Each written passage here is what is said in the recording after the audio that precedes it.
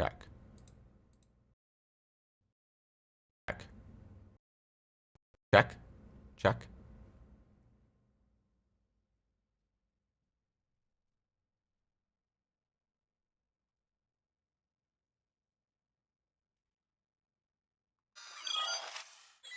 Hey everyone, welcome in. We're getting the stream fired up this morning because, well, I got work done early and I got my meetings all worked around, so I guess the weekend is starting a little bit early. I was really excited to find out that had a great morning so far. So we are gonna do the Diablo live stream. After all, I was actually expecting not to do it this morning. That was my expectation. I had a busy hell of a morning, but everything went according to plan. Now I do need to go turn the lights on. Hold on, 1 second. Hang on. Okay. Dude, this is gonna be a big day. This is gonna be a huge news day. Absolutely massive. Absolutely enormous, huge, massive news day. I think this could be a 3-hour campfire chat. This might be a 3-hour campfire chat, you guys. I hope you're ready. Because this is gonna be ridiculous. Ridiculous.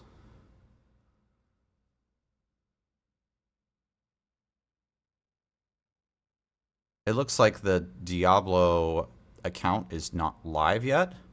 I'm expecting them to go live any minute now.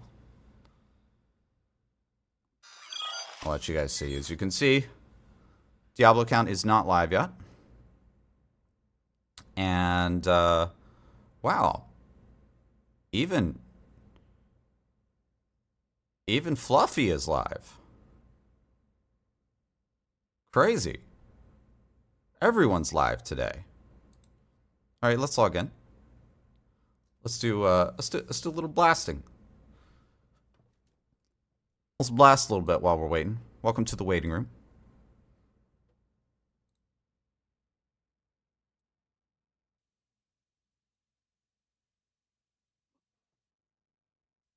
All right. I'm also going to crack open a monster and an energy bar here because I wasn't kidding when I was talking about work this morning.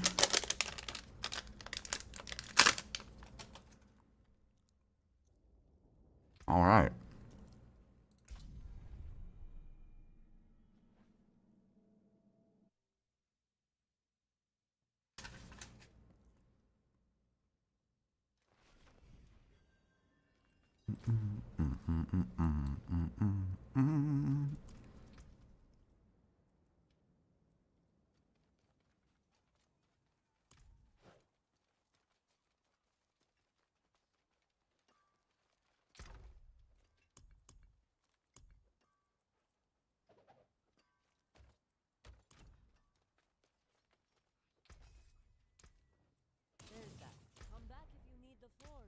Shall we go blast a T8 real quick?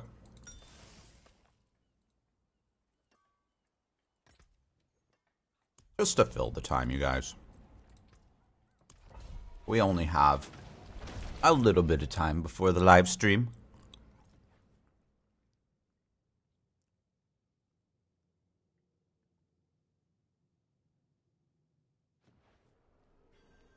All right.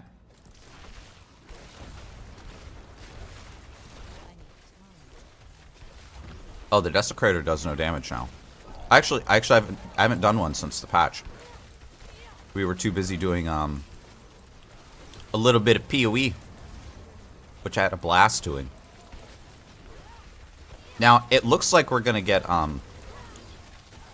PTR announcement as well today.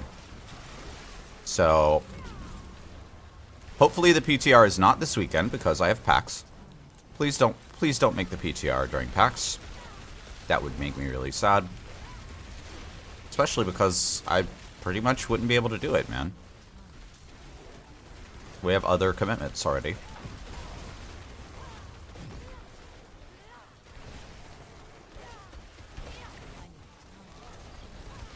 But September is looking pretty empty right now, right? Like, our character is done. We literally have basically nothing to do in the game. We're already a god. We're the god of gods as far as characters go. And, yeah, we need an actual content to do. Which we can do in the PTR, of course. The PTR is for testing. But isn't that what we do all the time anyway in this game? We're just testing everything. Pretty much. Pretty much.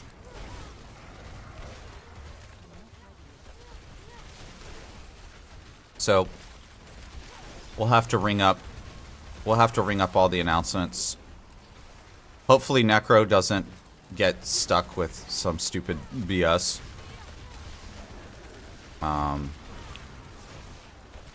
Because Necro I have a soft spot in my heart for Necro, even though I am going to be swapping over to Spiritborn on a more permanent basis.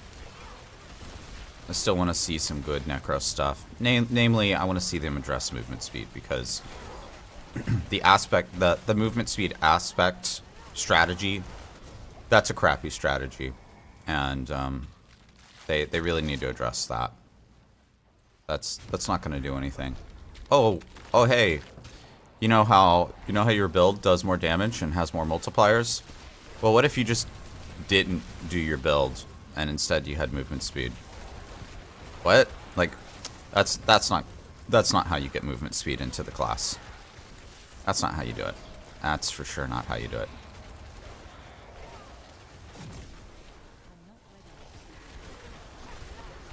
Well, Diablo just went live, you guys.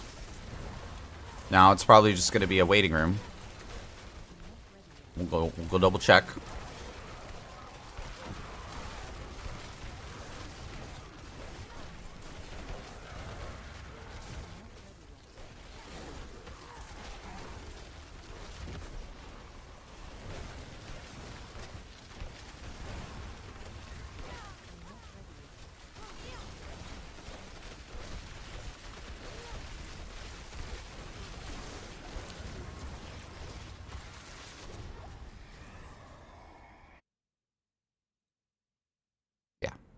It's just a waiting room.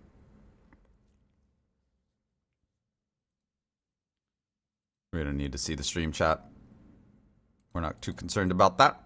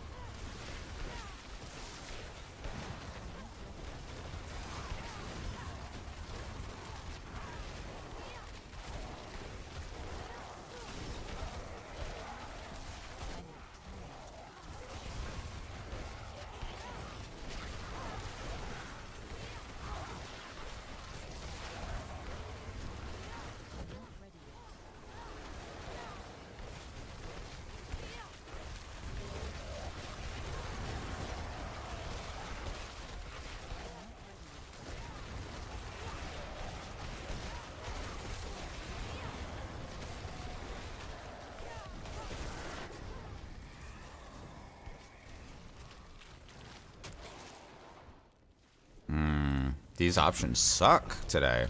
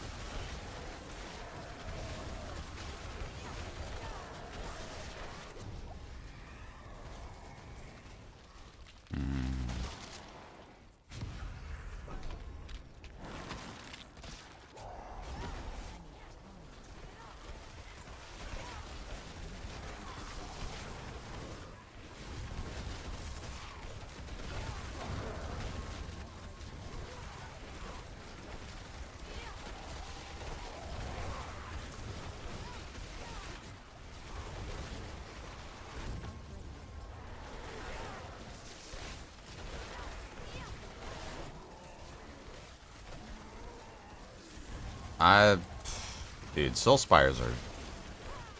They're just awful. There's no way to get the mobs into the Soul Spire. You just have to hope that they land in the circle.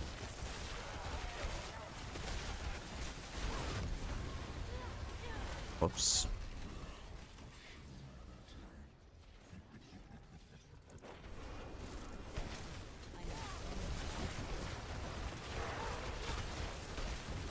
Well, damage over time still does too much damage.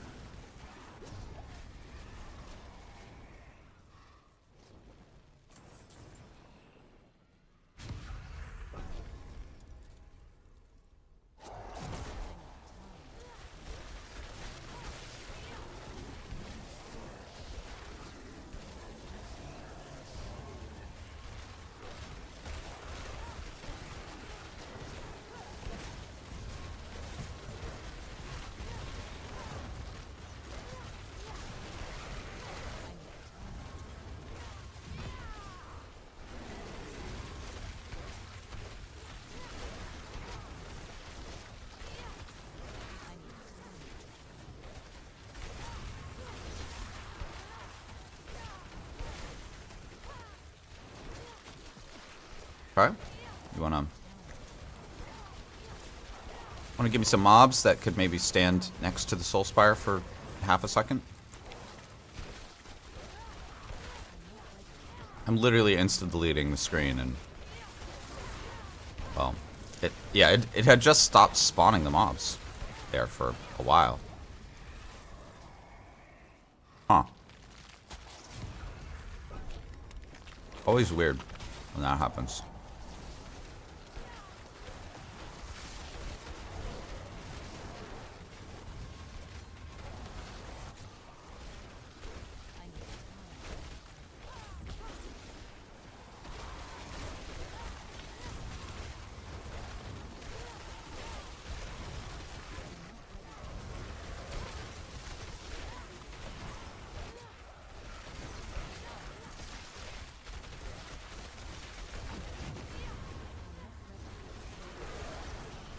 So guys, I want to start talking about what we're going to see today, because we already know a bunch of stuff based on what we've seen in screenshots, some pixel peeping, some other stuff like that. So I want you guys to know ahead of time. Now, Blizzard has officially not said anything about this stuff. This is more like someone looked at a screenshot that Blizzard released or something from one of the live streams and went, oh yeah. So, character level 60. Max character level, chances are very high that it's level 60. Sai, welcome in. Welcome in, Sai. Day's going well. It's about to go better, man. So, max character level is going to be 60. I think that's everything except for hard confirmed at this point. We're going to see Paragon of at least level 200. We don't know how high they're going to go. We know they're not going to go infinite. Okay. I am going to take an educated guess, because I actually do not know. I legitimately do not know, so I can take a guess here. I'm going to take a guess of 400. Because, why? Because it feels like, to me, all the changes that they're making for the expansion, they're making this game Diablo 3. Or they're adding a bunch of systems to make it Diablo 3. So what does Diablo 3... What is the Diablo 3 meme? Everybody say it with me. And then we doubled it, right? So, current amount of Paragon that you get in the game is equivalent to Paragon level 200, right? Because you get 4 Paragon points per level. 50 levels. 50 levels times 4 is 200. Right? So 200 times 2 is 400. That's my math. That's Echo Hack math. Hashtag Echo Hack math. Okay. What else are we going to get? I think we're going to get new glyphs. And I think they're going to rework a lot of the Paragon boards. Right now, the way the Paragon boards are set up, basically, they make you go in and snipe all the glyphs. I think they've said some things at Gamescom that make me think that they're going to change it so that you don't have to snipe the glyphs anymore. So I think the Paragon boards are going to be completely reworked. I think some of the like rare nodes and legendary nodes on the Paragon boards are going to get massive buffs.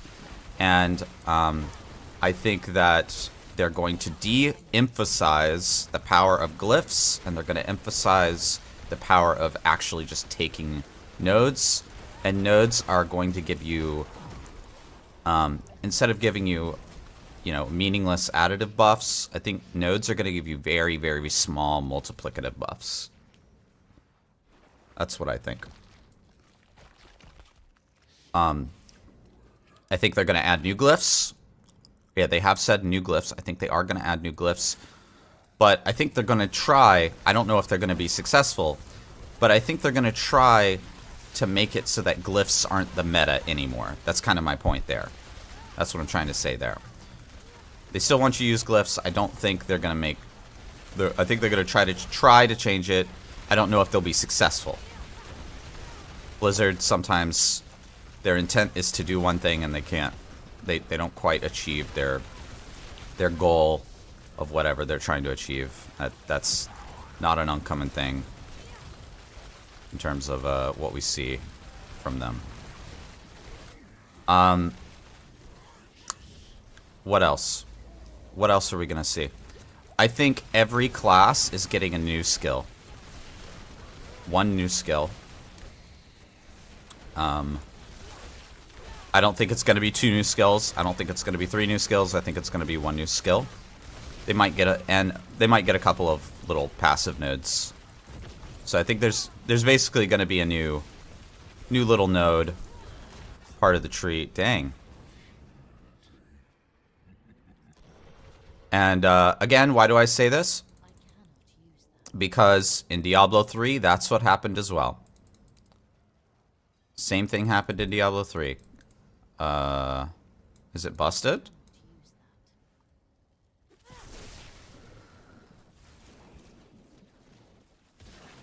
Dude, I hate Gelub. He does instantaneous kick, you die damage. You can't dodge. That's why I always try to kill Gelub first, even if I have Brem, and Brem is annoying.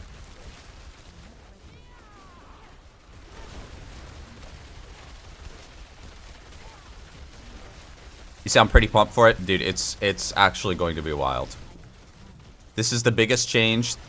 So, I mean, we're repeating history here, right? Diablo 3 at launch was a tire fire. It was a disaster. It was actually a bigger tire fire than Diablo 4 was at release. Keep that in mind, okay? Diablo 4 was bad at release, but it wasn't Diablo 3 bad. Alright. Alright. That's fine. Alright.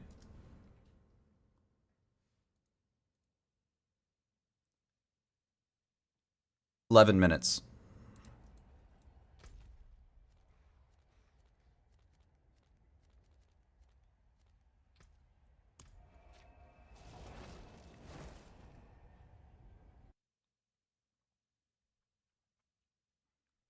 Hate Gelub, man.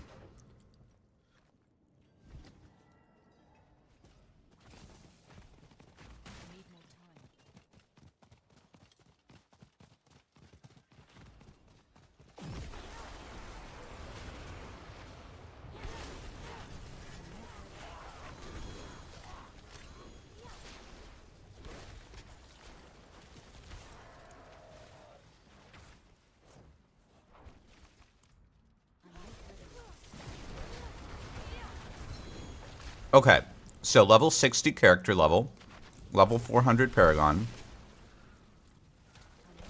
new skill for the classes. What else? What else are we guessing that we're gonna get? New glyphs.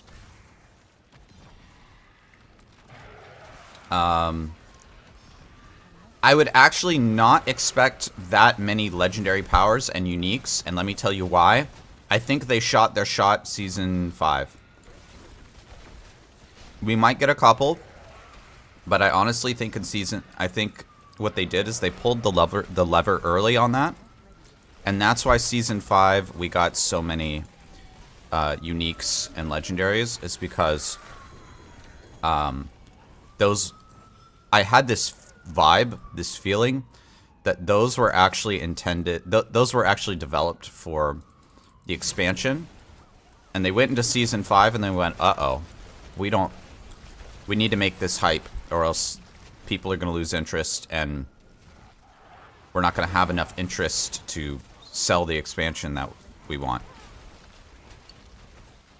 So I actually think that we will not see very, very many unique and legendaries. We might see a few, but it'll be more like a normal season where we get one or two per class, not the 50 plus that we saw this season. You know what I'm saying?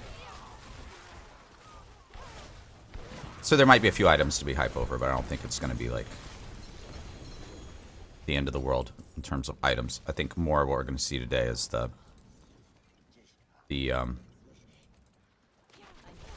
progression updates.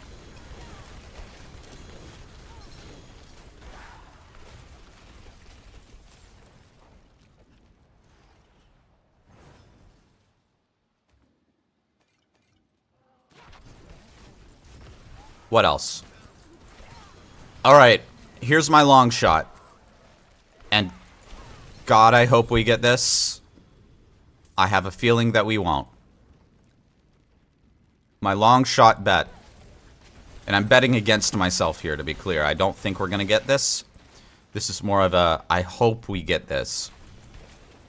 Is an Atlas of Worlds. Right?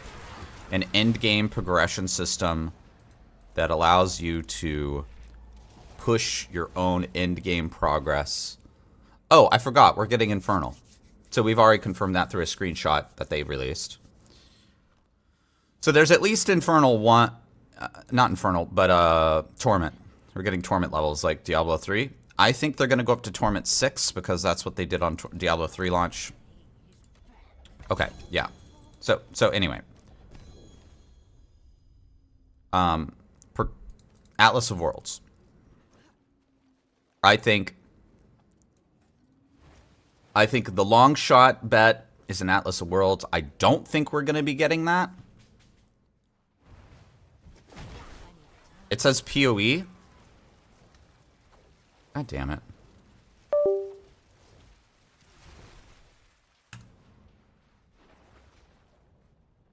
Thank you.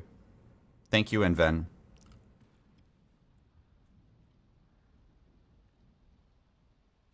Why did it say PoE?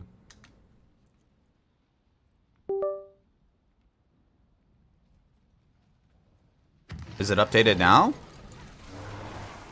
I clicked update before I went live.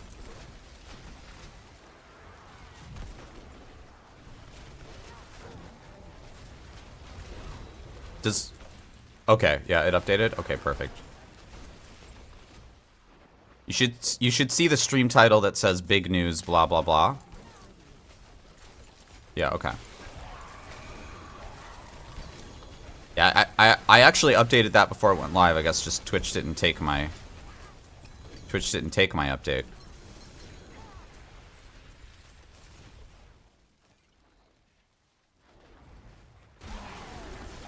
So, an Atlas of Worlds would be huge for the game because it would allow you to have a very, very large end game.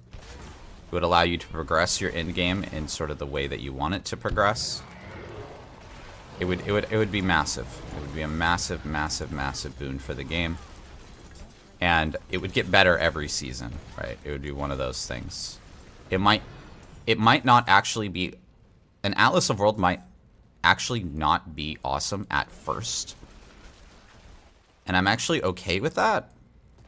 Because the design that an Atlas of Worlds allows you to do is so good that you can build on it over time.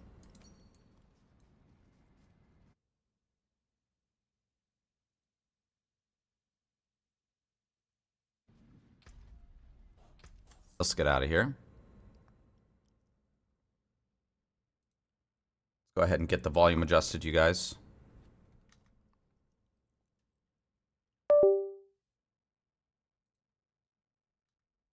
What? Get this out of here, Twitch. What? Why is Twitch doing this? What? Ew. Go away. My God. And then horrific at the same time. You know, it's great. The Mercenaries and Vessel of Hatred how's that, you guys? Are a group of people who we like to describe as ordinary. Do you think there'll be a different capstone skills. dungeon for every torment level? No. The demons of hell.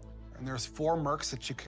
I think they might get rid of the Shield Bearer is a more defensive fighter. He's able to go in there and soak up damage, use his shield as a so loud in my headphones that I can't even You meet him early on can't in even the hear campaign. myself He's think. one who introduces you to the mercenary network. You end up finding acquisition quests for 3 Yeah, I'm gonna put the sound back up because they're just this video. When you have this kind of video, it's very information dense, and I just literally can't hear myself think. When people are talking normally during the live stream, it's different. I actually think they might get rid of the world tier system entirely and just go torment. But they might change the names of world tiers, but the first 4 world tiers I think will still be there. But they might change their names. Because that's what Diablo 4 does. Again, or sorry, that's what Diablo 3 does. That's my vibe on this whole thing, right? Is that they're basically just taking the progression system from Diablo 3, copy, paste, put it in Diablo 4. Because this team, as much as I love this team, the one weakness of the Diablo 4 team, and they have a lot of strengths, okay? I'm giving them all of the credit. They have a lot of strengths. Diablo 4 is a great game.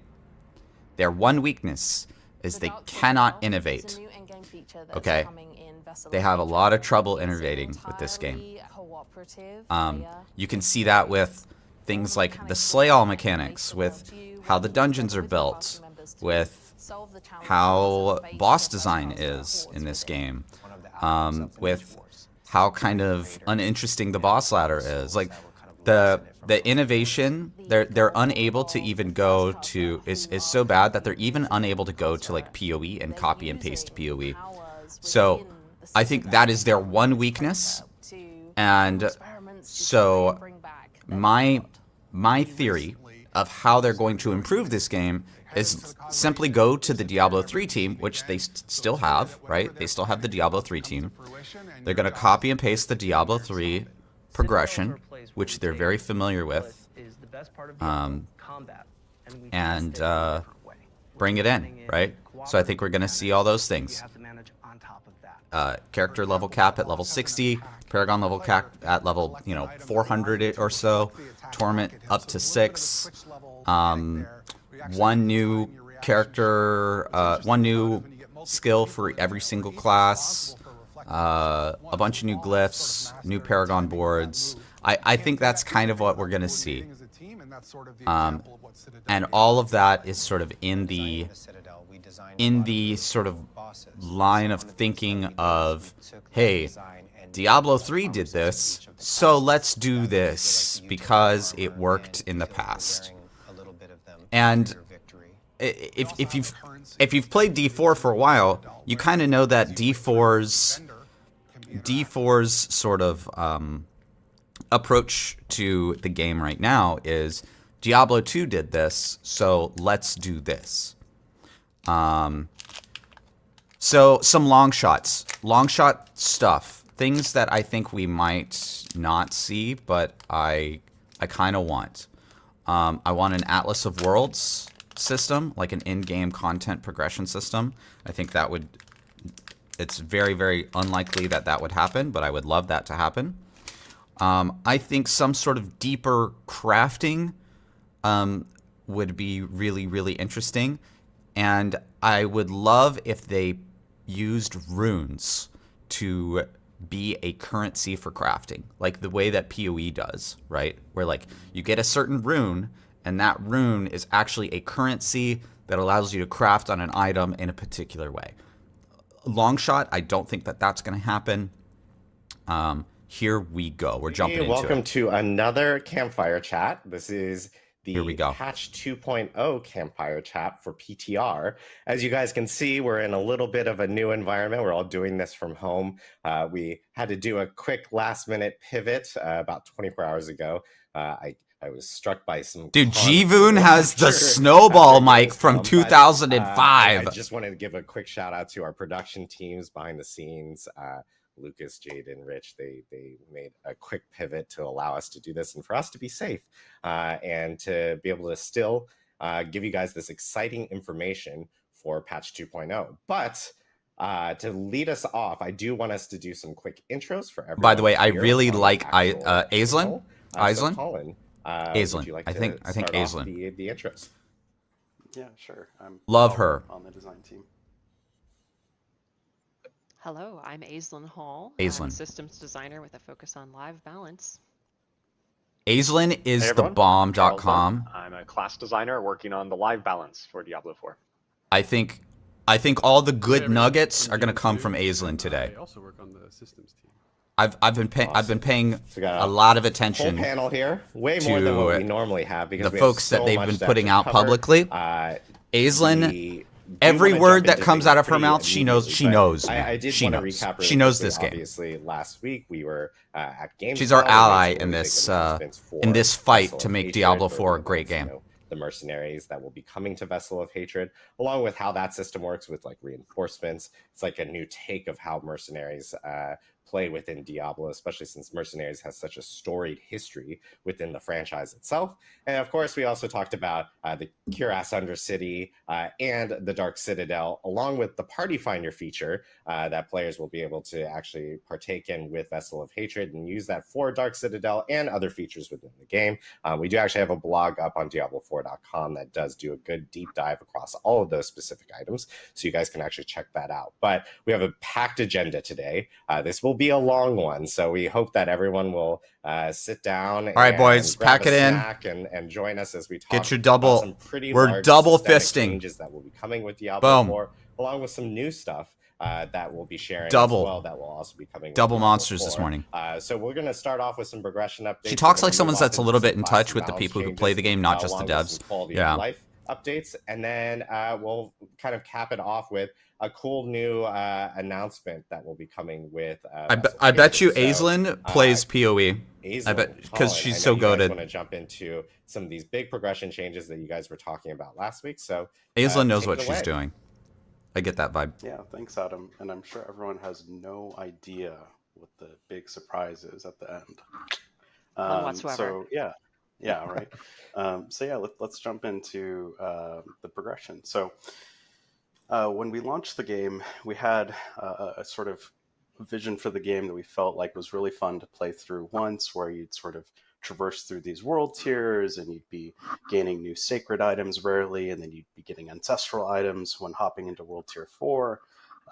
And as we played the game more and more, and as we've gotten feedback, this is a good rundown of what's happened so far. To sort of get you into that space that maybe a little vague, but where you have autonomy over your choice in terms of difficulty and challenge and reward.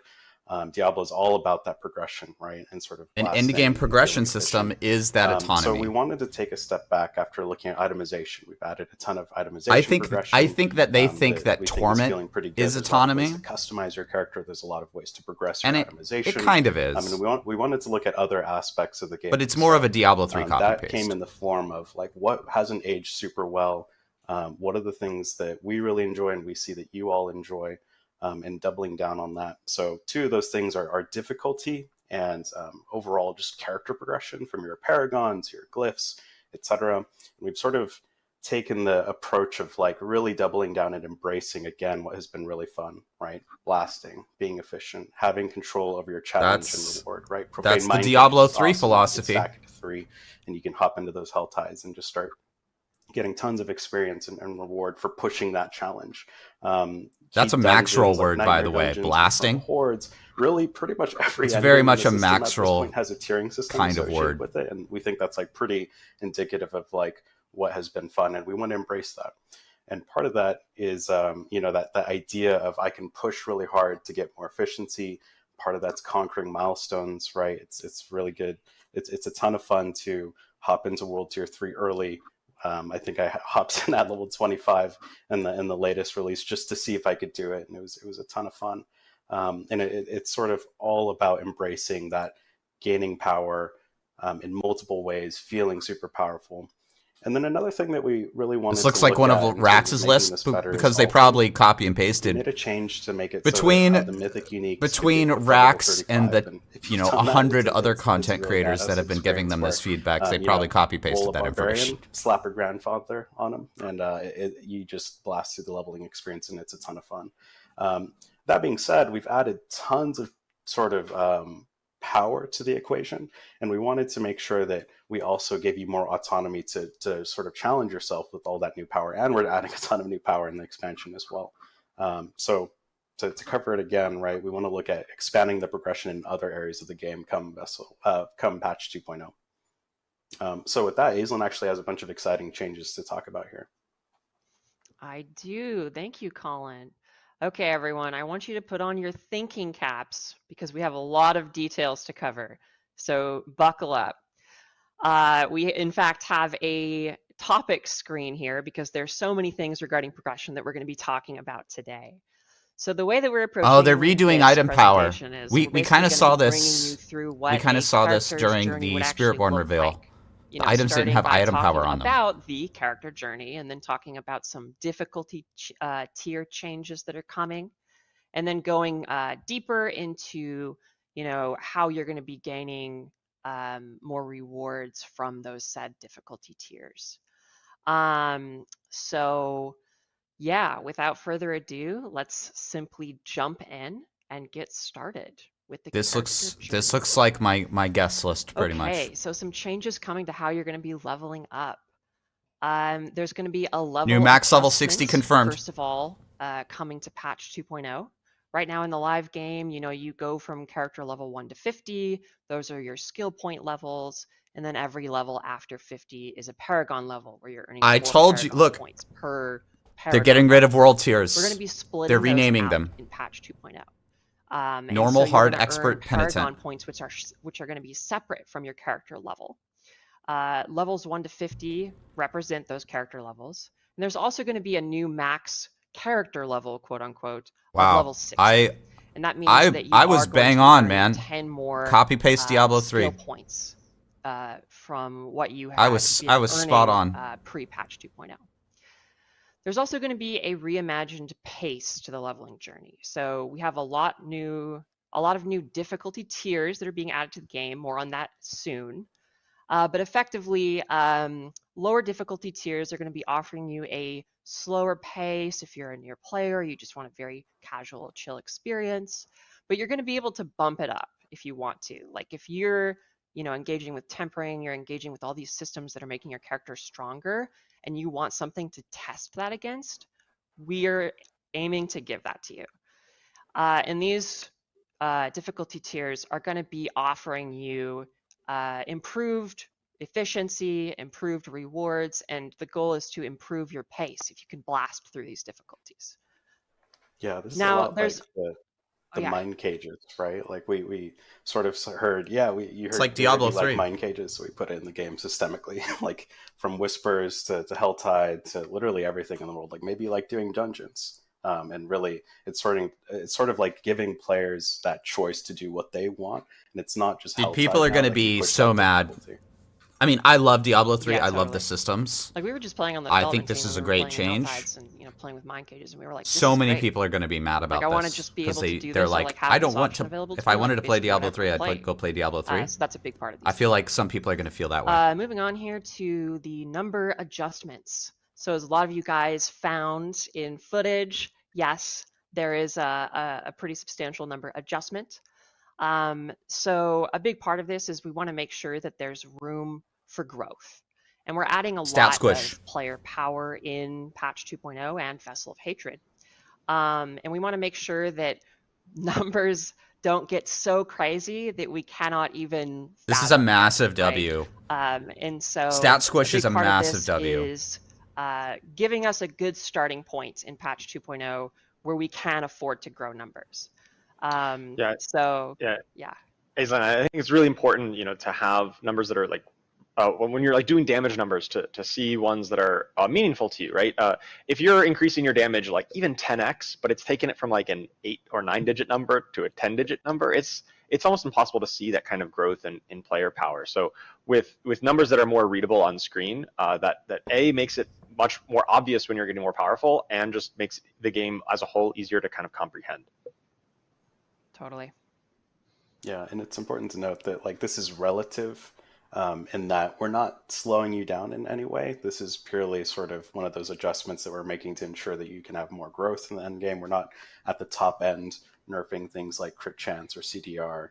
Really, this is all about having actually like sort of what we set out to do when we launched the game, is have more grounded numbers for longer. That's not to say that you aren't going to get insane in the deep. Yeah, it's good for streamers. Yeah. Because right now you just see a bunch of yellow on your still screen. Gonna have a lot of power to game. And yeah, finally, just going back to this first bullet here on this slide, we're going to talk more about Paragon later, but for now we're going to focus on some other things. So sit tight. Okay, let's talk about how monsters are changing. So we've streamlined monster health and damage in a pretty big way. We took a look at how monsters gain health and how they gain damage over different difficulty tiers. And we've really like honed in and kind of universalized Fixed HP our relative. approach to how Nice. they're gaining power throughout your character experience. They're gonna double down on the and this pit. is going to be applying to all monster types. The pit is a greater monsters, rift. Minions, which are elites. They're making buddies, this game Diablo 3. Elites themselves, and of course bosses. And all of these monsters now have health that's relative to their normal monster counterpart on any given like difficulty tier. And what this does is it really helps smooth difficulty progression and the difficulty of any experience that you're currently in. Honestly, it already feels pretty smooth in Diablo 4. To, it's not very monster spiky. Scaling. So monsters are going to scale to a pit tier, and we're going to talk more about that as well pretty soon too. So sit tight. And the big thing here is that monsters are always going to match the player level now. So on live, we have a world where monsters can be, 100 levels offset of you and anywhere in between. And that can be fairly hard to understand.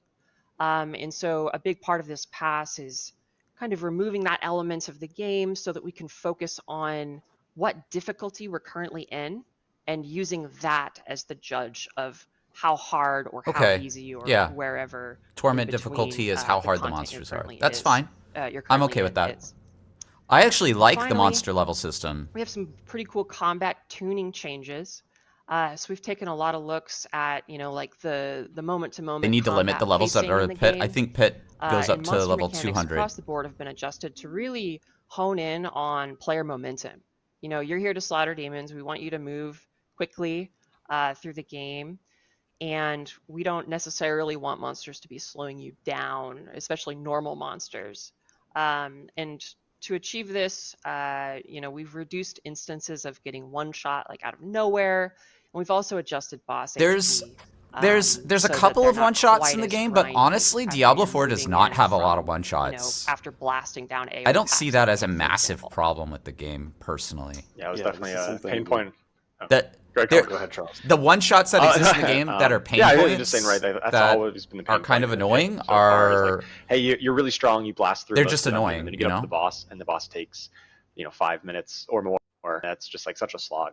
So we're definitely making sure it's a more consistent experience.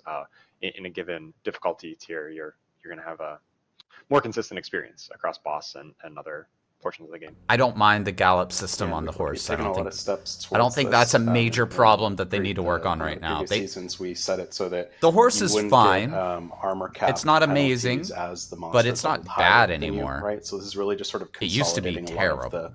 I'm gonna get shit for the Blizzard math on the back end to make sure that like a lot of the things are really being reworked on the back end to address the problems we see on live with the crazy exponential scaling of boss health from like 4 different multipliers and the crazy exponential damage that some of the monsters are getting. It's like, yes, the corpse bow, of course, dying in one shot from off screen. A lot of those things should be much more consistent as you're climbing through those difficulty tiers, which we're going to talk more about in the future. Again, or in this. Yeah, corpse bows are Very soon, annoying, in but fact. I personally don't find them very Like right now. crazy. Difficulty Like right tiers. now. I don't see that Let's as like a talk about major it. problem. So this is our beautiful Blizzard illustration, if you will, of Art by current day Colin. difficulty. Art by Gotta- Colin. gotta- Thank you very much. Gotta call out Colin. Yeah. Yeah. Oh, Yep. no. We've got We're gonna the. get art for this. This is art. What are you talking about? Yeah, This is this definitely how beautiful. it's done today. modern art. Yeah, you can see we have the big bone boss. We finished very, very sad work early, Patrick. Welcome in. up there. So what this is basically illustrating is that there are basically brackets right now on live where various content is relevant. You have world bosses that stay relevant for a certain amount of time. You have Helltide that stays relevant, maybe a little bit longer than world bosses do. And then you have world tiers 1 and 2. Then you have world tier 3, which is, very sad. Sorry, world tier 3. Yeah. And then Pull world out tier a 4. magnifying glass, you can see it. Yeah. Maybe if you look really closely, you can see how long it takes to go through World Tier 3. And then World Tier 4, which has like a bit of a tail, but still pretty short. And then we compare it to like where our character's power currently exists, which is, you've got level 1 to 100. And then, of course, your journey throughout all of the pit tiers. And basically what this is illustrating is a lot of these content types fall off.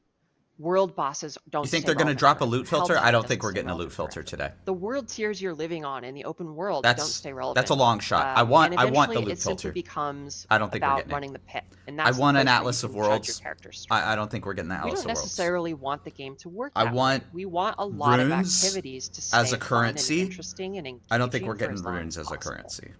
And so to accomplish that, we've got some pretty big changes coming to difficulty tiers. So let's dive into the meat and potatoes of this. Wow, pit Talking start about set pit arbitration. And that's just level a fancy 1? way of basically saying that the pit is going to be something behind the scenes that's setting the pace of They all already difficulty announced in the one game more across stash tab all for the content expansion. types. So pit tiers are going to match difficulty tiers. There's going to be 5 pit tiers per standard difficulty, which is just encapsulating 4 new world tiers pre-level 60, which are normal, hard, expert, and penitent. And then there will be 15 pit tiers per torment difficulty, and there are going to be 4 torment difficulty tiers. Oh, one, they're two, not 3, they're not copy pasting Diablo 3. Difficulty Okay. tiers are going to derive There's only 4. monster health, I thought there'd be damage, 6. and intensity from the pit tier that is associated with that difficulty tier.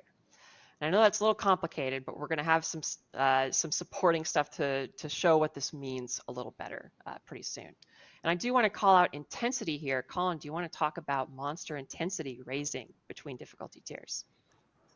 Yeah, so intensity is something we played around with in the base game, and it's sprinkled out throughout the game.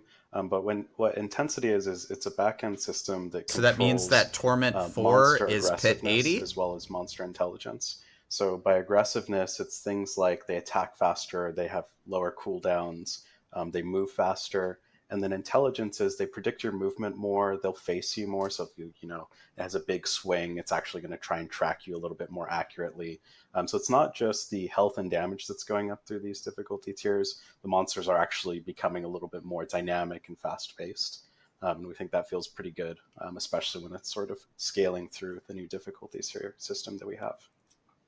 Yeah, this is totally. something we do have on the live game, but in the new patch 2.0, you're really going to feel that difference. Currently, you feel a little bit of difference in between the different world tiers, and that's just going to be magnified. And your moment-to-moment combat it's not just going to be higher numbers. The moment-to-moment will feel different and harder at these higher torment difficulties. That's cool.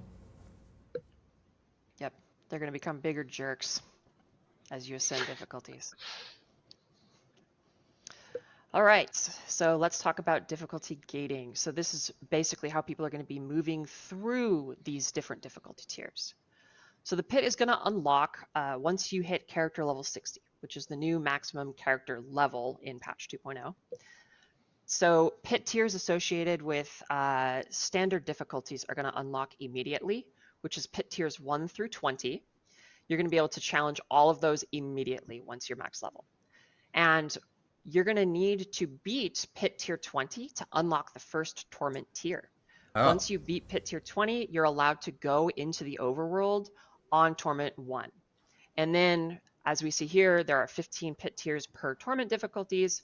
So to unlock So torment they're 2, making the you pit would very need to important. progress through the pit and beat pit tier 35, at which point you can now go into torment 2 in all other activities, so on and so forth. So this is basically creating that seems fine. Sorry, go ahead, go on. That's fine. Oh, I was going to jump in and say, like, what's kind of interesting is, like, no more Tournament capstones. 1 you can think about as World Tier 3 today. And what we're sort of doing is essentially saying, now that level cap is 60, you actually can find some of the best items in the game very early, right? Imagine if you were able to just start finding the best items in the game in World Tier 3.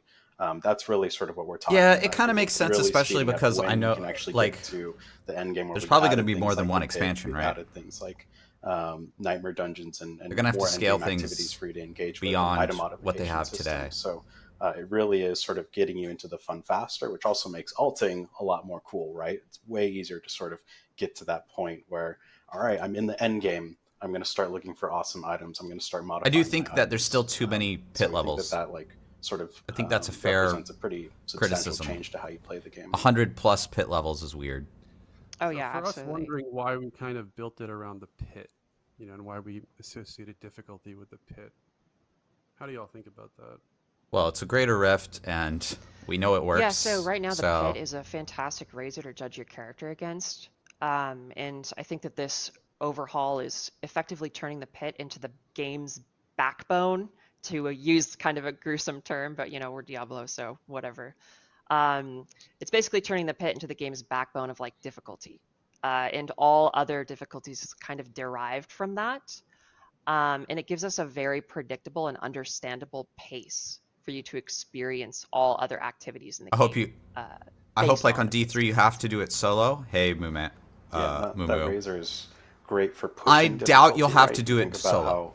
How, part of what's really fun again about also Diablo is the solo requirement in D3 that you're talking about. You're talking about unlocking primals getting at awesome loot. tier 70. What the pit is going to do is you're going to push different. that difficulty, then unlock. D3 doesn't do this where it locks your torment levels. You can go torment 16 immediately if you want. Think about D3. it as like we've added not just a World Tier 5, but a World Tier 5 and 6 as part of this torment system, and it's something we can continue to sort of evaluate and build on as characters become more powerful and we add new ways to sort of play through the system.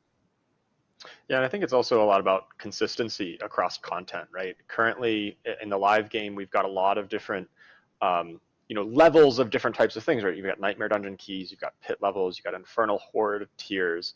Yeah, we'll see what the boss adjustment adjustments that, hey, the pit is something that we have, really good delineation between the different levels. So you've got a wide spread of different tiers for that, and that's something we can kind of peg difficulty against across the whole game to make a more consistent experience. When you're in a certain difficulty tier, you're just going to get a more consistent experience across all activities.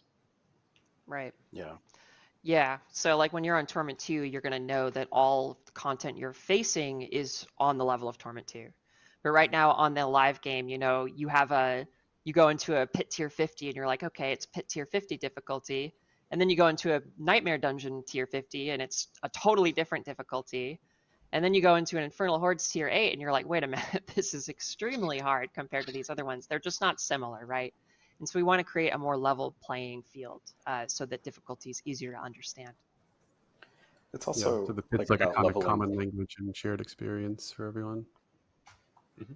Yeah, that's definitely a benefit, and it's also in some sense leveling up all the activities. Like I know that there's some people who really enjoy Whispers, for example, and Whispers just falls off. Like if you're doing the pit and you're level 100, you're level 90 in the pit, like Whispers are terrible, right? Like you're not actually going to run Whispers when you're pushing that deep into the game. But now when sort of things are leveling up with Torment tiers, you have a place to go and sort of juice the efficiency from those different activities if you like that activity.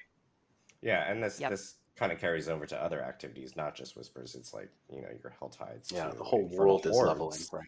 Yeah, like which is another thing. Like, who really enjoys whispers? There it is. Is coming back and is a permanent feature within the game, and is also going up with the rest of the content. Yep. All right. So let's talk a little more about the details of difficulty tiers. So on the right-hand side here, you can see this table. It's basically showing off the associated pit tier with any given difficulty tier. So normal simply starts on 1, and then like we saw before, it goes up by 5 each time until you get to torment tiers, at which point it goes up. Highest pit tier has been reduced to 100. There it is. There it is. 5. Torment 1 starts. That's a good change. And in light of this, we have changed the highest pit tier to be 100. That's a good change. Squashing those difficulty numbers is good. The pit tier 100 is going to be the same difficulty as it is on live. It's going to be harder. So 65 is actually relatively difficult. Going up is going to be harder than it was before, effectively. And we also have this pretty neat new system where we have smart keys.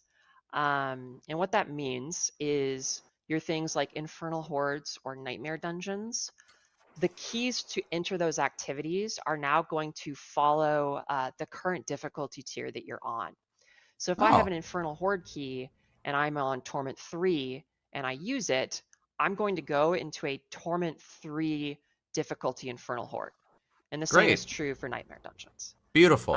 So we were talking about this the other day. Again, how every single system has their own difficulty scaling. It kind of makes things easier. Just makes life easier. Great change.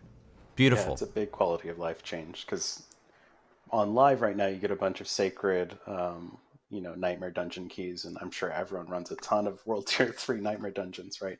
You definitely don't just pop in to get a sacred weapon, but what I'm getting at is a lot of those keys just end up getting salvaged. And now when all keys can sort of carry weight through various torment tiers, getting a nightmare key is this interesting choice of like, well, do I keep it or do I run it now? Because if I keep it, I can just use it at a later time. And it's really about giving the players that choice on when do they want to run this content. We're not just going to invalidate that key and say, oh, in Torment 2, you need to find a new key to do this thing. So I think it's definitely making key management a lot easier and more fluid as well. One thing on the pit, Aislinn, that I think is really interesting is we definitely have rescaled the pit. Tier 100 is sort of like our 200 on live. But I think that's something that, we definitely want to keep an eye out on PTR. We don't have any problems with increasing the amount of pit tiers. Like this is something we can definitely revisit if we see in PTR that you all are insane, which is probably going to happen, and you beat tier 100.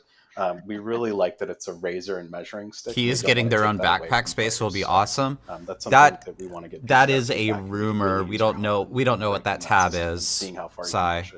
We think that's what it is, but we don't know what it is for sure. Like we've said on this stream, there are going to be a lot of new player power opportunities coming, and so yeah, please show us what you got, as they say.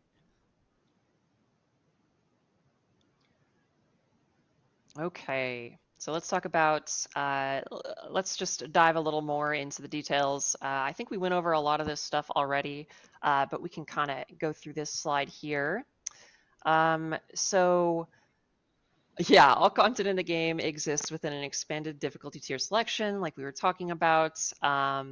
I think an important thing to call out here is that, for example, standard equals normal, hard, expert, penitent. Understand what it's going to look like relative to live right now. Penitent's kind of going to end up being like World Tier 2 if you added 45 monster levels on top of it. And that's intended to kind of be the upper echelon of like pre-max level character leveling. So if you really want to amp up the difficulty to as hard as you can make it, like going on to Penitent. It's Diablo 3! And this is just a lovely visual aid. We've got some cool new icons for these difficulties. It's Diablo 3, you guys. Normal, hard, expert, and Penitent. It gets harder as you keep going. Okay, so yeah, and we really want this to be like opt-in, not progression locked. And so the vanilla Diablo 4 difficulty tiers kind of operated as progression tiers, right? And what I mean by What's progression old tiers is new again. is the moment you get And to what's World new Tier is 3, old. as Colin was saying, like you unlock sacred items. Maybe you go into a dungeon so you can find a sacred These weapon. changes may make it And these difficult to things find unlock groups. so quickly and they drop so frequently that you kind of just got this huge burst of power. And you never really Everyone's got going to to be on feel that Torment power. 4 eventually, so I And we doubt want to it. make sure that you are like feeling each upgrade you get in the game, and it feels really, really punchy. And we really want these new difficulty tiers to be player guided. Like, we want you to be able to make your own decisions on when you're moving on to the next one and what's the right pace for you. And of course, these new difficulty tiers are going to give you improving rewards. You're going to find more gold, more experience, and you're going to have more loot efficiency per difficulty tier. So the higher difficulty tier you can fight the game on, the more efficient your experience is going to be effectively. See, I like a little bit more of a controlled in-game experience instead of just like picking a tier. That's really like what I view as the differentiating factor between, you know, what current V4 is and in the new patch 2.0 is if you enter Torment 1, you can find the best item in Torment 1. You could complete your character and get full best in slot and everything. It's just going to take a while, right? It's going to be less efficient. You're going to be getting less loot. And whereas in the live game right now, right, you just can't find the best things in World Tier 3. You are kind of obligated to. Yeah, that's how it works in D3 as well, and man. Now, if everyone you're able to clear higher torments T4, with the highest that's tier, just going to be the best option for together. you to find the gear more efficiently. But you aren't forced into Torment 4 to find the best items in the game. Yeah, that's something I've really liked about it is that, you know, we get to start the end game a lot earlier with Torment, right? Because there's nothing that you're excluded from. There's no awesome piece of loot that you can't find by Torment 1, and so you get to really start to test your build after it's kind of gotten some real optimization. I think much earlier into the journey than before. Yeah, I couldn't agree more, Jeevan. And like a great example of that is what we're doing with the ladder bosses or the lair bosses. I like Jeevan a lot. All of those unlock in Torment he doesn't 1. talk very much, at least on this call. But every time he talks, I like when he talks. And what I like means Jeevan. Is if you can beat it on a higher torment. My favorite people on this call are Aislinn and You Jeevan. get a handful of unique starting. That's just me. 1. Way more uniques and obviously Torment 4, but the cost, because it remains static, we're not going to ask you to get anything extra like a Stygian Stone. That just means as long as you can kill that Torment 4 boss, you're getting way more efficiency out of that boss. I mean, it really is like this, it feels amazing to sort of progress through those Torment tiers and just unlock way more power opportunity. Yeah, we don't really have this differentiation of like a regular version of the late game boss, like a regular version of Duriel, and then the tormented echo of Duriel. That's not really a distinction that we have anymore. Whereas like previously it would cost more materials to summon the tormented version, but it would give more rewards. Now it's the same cost across the different torment tiers. It's just if you're able to conquer him on Torment 4, that's where you're gonna get the absolute most bang for your buck in terms of resources in to loot out. I kind of don't like that. Yeah. I like the fact that there's an Uber version of the boss. There's like an easy and an Uber. I like the bimodal distribution between those two things. Making it go between all the torment difficulties. Cooler stuff. Yeah, that makes sense logically to tie everything to torment difficulty. Okay, so enough about difficulty tiers. Let's move on to some itemization changes. That's one thing I don't like. I don't like that. So, item strength. We have what I like to call the item power shuffle happening in patch 2.0. Items with item power above 540 are going to be adjusted to 540. Okay. And affix bands in lieu of this, or in addition to this rather, are going to be adjusted as well. So yeah. Items at the new character level max they're gonna max out at 750. And that's not actually the highest item power that's going to be in the game, and we'll talk about that more in just a second. But most items you're going to be finding once you hit max character level will be item power 750. And okay, you're going to be finding much better item power items from levels 51 to 59. There's going to be big item power jumps. So once you start leveling your character past those original 50 character levels, you're going to start finding a lot better gear. Okay, so let's take a look at what an ancestral item looks like in patch 2.0. Oh, could we? Yeah, let's take a look here real quick. So you'll notice here that this item has 800 item power, which is 50 higher than the max 750 that I was talking about before.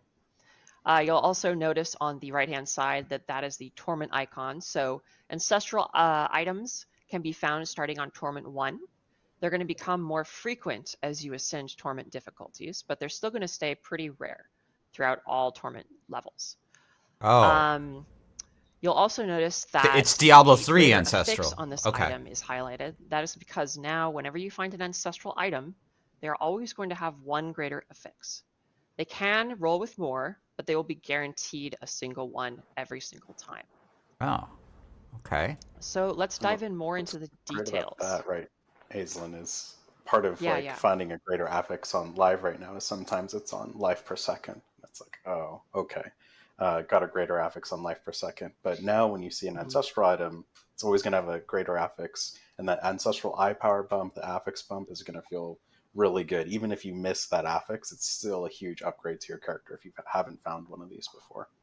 Okay. Yeah, and sometimes, right, you get an item that has multiple greater There's affixes. a lot they're not on telling live, us right it's, now. You know, it's not at 925. It's not at the highest item power, and that's kind of a mixed bag, right? I Like, wish well, they would it's stop kinda interjecting good, and just let Aislinn lower, kind of finish item power. And now things get with to greater the end affixes and then will have like be a discussion definitionally section at about that the section. highest item They're power. kind of like interjecting all the time. Yes. I'm not a fan of that. Thank you. Okay, so let's talk about the details here. No more sacred so items. Sacred items are not going to drop anymore. Okay. They're kaput. You're going to be looking at normal items pre-torments, and then you're going to be chasing ancestral items once you are in torment tiers. Yeah, I like that. So yeah, it's a good starting change. in Torment 1, they're going to start to drop. As I said, they're going to become more common as you go up, but again, they're going to stay fairly rare. They're never going to, be like the only thing that's dropping. Ancestral items are intended to be where you're finding forever items. So when you find like a really good ancestral weapon or, of whatever slot that you may not have an I like ancestral this. item This for, is how Diablo 3 that's does gonna it, be by a the big way. moment. That's going to be an exciting This is moment basically where how you're gonna Diablo get 3 something does a lot it. better. Diablo 3 has because they primal also have as their well, own but I think affix greater bump as affixes well. are basically offering So you a these primal ancestral item, items are going to more or have less. better affixes than their non-ancestral counterparts too. Something to note is that greater affixes Is only 800 drop on ancestral items. You're not going to be finding greater affixes on non-ancestrals. So when Okay. you see a greater affix drop on the ground, you're going to know that Is is 800 the highest item power level, though? Ancestral items also have 2 tempering slots, up from 1 on non-ancestrals, and they're master workable up to 12, whereas non-ancestrals are master workable up to 4. And finally, they are going to have higher aspect ranks too. So you're going to find legendary aspects that become better on ancestral items. And Charles, we actually added a ton of power to legendary aspects to accommodate this. We didn't just sort of readjust where those power bands are coming from. Yeah, all of the legendary aspects that now scale a little bit further into the ancestral tier, we basically just tacked on 5 new levels kind of on top of the current value. So you're just going to find even more powerful legendary effects than you have currently in the new ancestral tier. Okay. Interesting. It's going to be a lot of fun to find those. Okay. Okay. So I think 800 is capped now, right? Let's move on to Paragon.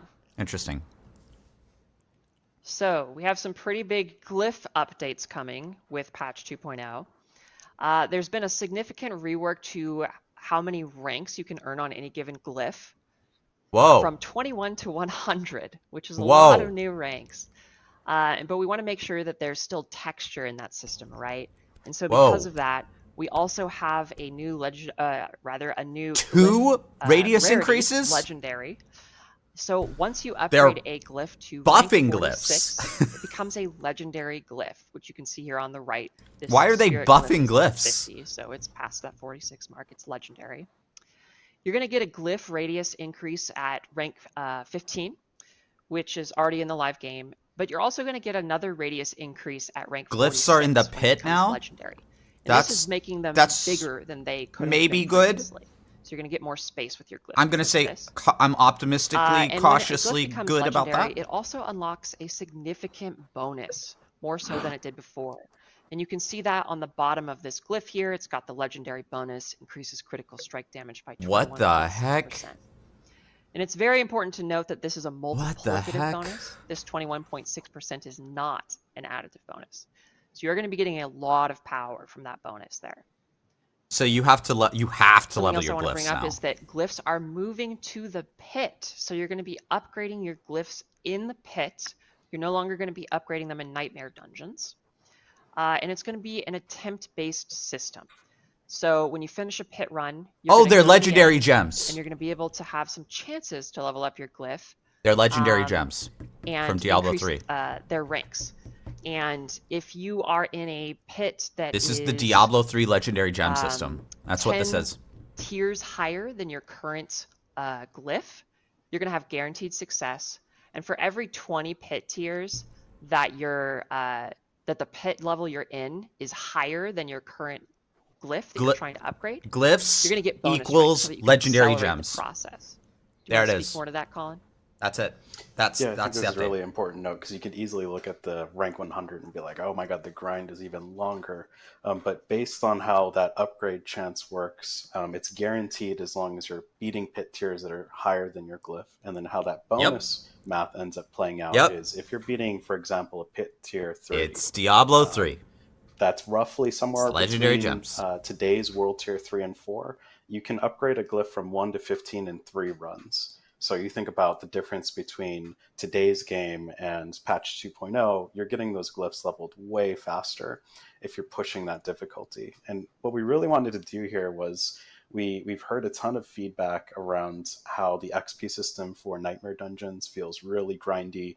It also just doesn't serve the Nightmare Dungeons very well, right? It's like, how do I get to the end as fast as possible, but nothing in the dungeon matters, right?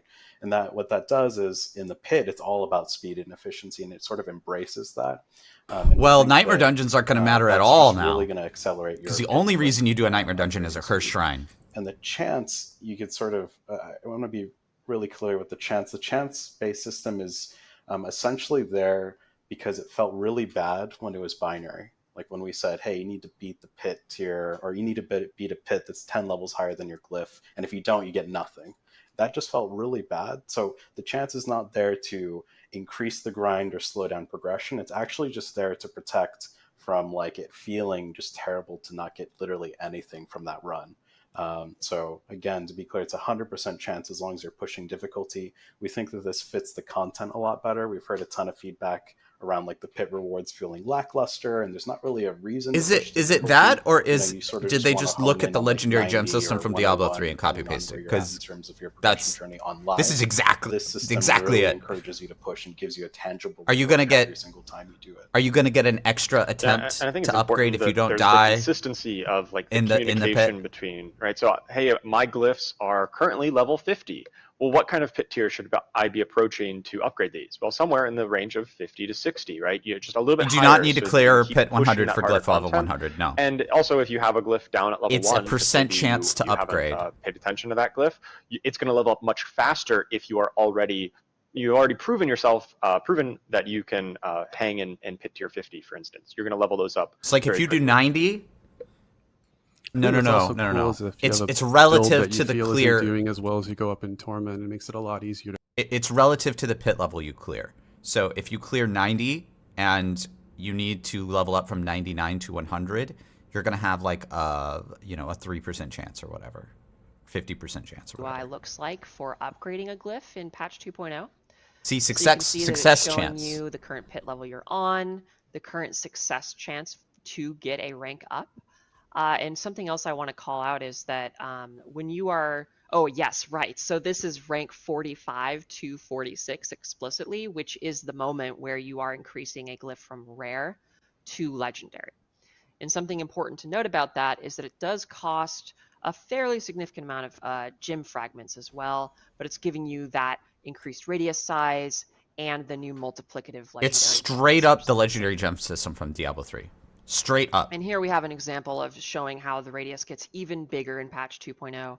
I want to call out here that the midpoint says level 21. That is not correct. It is level 15 where the radius increases. But yeah, previously there was only one radius increase. Now with legendary glyphs at rank 46, there is a second radius increase. That is actually enormous. That is actually the extra increase. That's ridiculous. Let's talk about some more stuff related to Paragon. We have realm partitioning for Paragon now, and this is kind of getting into alting that Colin was talking about. Oh.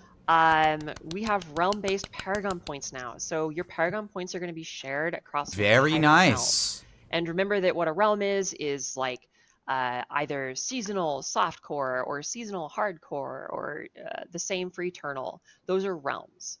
And these Paragon points are going to stay latent on a pre-level 60 character. And what that means is that, if you have, let's say, 150 Paragon points on a realm, those Paragon points will remain inactive on any character that's pre-level 60. But once you hit level 60 on that character, they will have those 150 Paragon points. And it's also important to note that any Paragon points you earn on any of your characters in that realm are going to be shared. 300 is the max Paragon level. In that realm. So if you earn 25 400. Or 50 Paragon points on one character and then hop over to your alt, you're going to have 25 or 50 more Paragon points. Not including points from Renown. And in addition 300 to this change, plus we have a pretty hefty Paragon level increase. 15?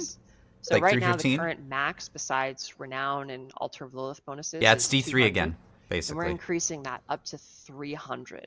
It's D3 with some improvements over D3 system, to be completely honest with you. 325. Okay, and in light of these changes coming to Paragon, we've made some adjustments to the way that boards work as well. Oh. So because we're offering so much more power with legendary glyphs, and they mean so much more to your build, we're looking to set a maximum for the number of Paragon boards that you can equip. 5 boards max? And this is also because, on live W. right now, the best strategy is to That's aim a for W. as many glyph slots as possible. You just go off. You That's oftentimes ignore whatever legendary node bonus you're getting just for the glyph slot. And we want to make sure that you're really focusing on these legendary nodes and that you're focusing on these really cool legendary glyphs that you're getting. And really think about those choices instead of gunning for like every single glyph, for example. This also complements the additional. I was just going to say this really helps complement the additional 100 more levels. Like we've heard a lot of feedback that it feels really flat once you hit 100, that there's just no more progression. It's really annoying to attach like 8 boards, like 8 boards, dude. It's really annoying. It's a big clunky kind of feels bad, mess. Right? Like I'm walking through this dungeon and like I get 5 boards. It's going to be so much better to manage. With the board limit, we've packed a ton of power with additional Paragon levels to grind, a ton of power with the legendary glyphs, but it also creates a situation where once you've achieved all those different things, you don't feel so bad necessarily around not getting to that Paragon level 300. At a certain point, you start to really just really need to hone in on your build, and those extra Paragon points are going to start providing you more of a show of sort of how badass you are, and give you incremental progress that's a little bit less sort of demanding that you must grind through all of this content to unlock every part of your Paragon board. Yeah, and something I'm pretty excited about this is that, sometimes on live, it can feel like my goal is to get a new Paragon board. And as soon as I achieve that, my goal is to get a new Paragon board and get off the one I just unlocked. And I think this change really lets me kind of explore the boards and think about what specific route optimizations I want to take. And it lets me personalize that a little more, which I'm a pretty big fan of. You take the glyph, then you take the legendary node, then you take the glyph and legendary node, glyph, legendary node, glyph, legendary node. We just went through a ton then you fill of out the rest of the content boards. here with all the changes. Because those are all the multipliers. Progression to Paragon to itemization. So it's still... I know it was a lot for people to hear. We will actually... It's still pretty flat, right? The stream that will kind of also explain a little bit more of this to players so that they can actually get a understanding in their own cadence of like what it's way better for the guide writers too with patch 2.0 for Diablo 4 in regards to some of the progression items. I know, Colin, we're seeing a lot in chat of like people are noting like, hey, this feels a little D3ish in ways. I don't know if you wanted to chat or like comment on that a little bit more. Yeah, it is D3. Yeah, I'm happy to. It's definitely familiar, right? So we thought a lot about like what is the right way to address the player feedback of we've gotten a bunch of feedback around like World Tier 5, World Tier 6, World Tier 7, right? I want to be able to level up the challenge in the game. I want to be able to get more efficiency. And we wanted to do it in a way that was leaning into what we saw you all were really resonating with, which is getting to the end game faster. And we felt like, okay, well, we could add a World Tier 5 and add Ancestral, Uber Ancestral, and increase the level cap. But that would mean you would just need to grind more to get to that point where you're finding your forever items, doing item modification. And we could add a World Tier 6, Uber Ancestral, right? And it just sort of made us reevaluate what is important. And it's what's important to us is getting people into the end game, getting people finding their forever items, smashing monsters, getting more powerful sort of item modification and efficiency. So that was part of it. And then the other part of it, I'd say, is I think Diablo 4, more than any Diablo, has had a ton of item customization and power along the leveling journey, which really makes the leveling progression feel different, right? Like if you're tempering, if you're imbuing aspects, if you're really min-maxing your reward scheme, you can really push difficulty tiers early. If you've played D3, hard is really the only real difficulty, right? But because we have so many different ways to grow your power, we think that represents a pretty fun challenge of like, how do I take all these pieces and really push as early as I can to get to that max level faster? And one more thing that's really important to note is the jumps between torments are pretty enormous. We don't expect you to sort of play it like today's D3, where you essentially log in, get your Hadrig set, and hop right into Torment 16. The jumps are actually pretty enormous between Torment 1 and 2, and it creates this really fun like progression through those Torment tiers, and it feels like a meaningful step forward when you get into Torment 2 and then a Torment 3. Yeah, I'm hoping this doesn't necessarily feel that. like a 2-hour sort of journey through the Torment tiers, and then now you're in Torment 4, and that's how you play the rest of the game. Yeah, Awesome. and also one thing I'll add is, shouts to Twitch chat, everything that you say, hey, you like what we're doing, big dub. We appreciate it. Much love for the response. Also, all the people in Twitch chat who are like, I don't like this. This isn't working for me. Much appreciation the same. We're looking at what you're saying, we're thinking about it, and we're going to try to incorporate it and make the game better.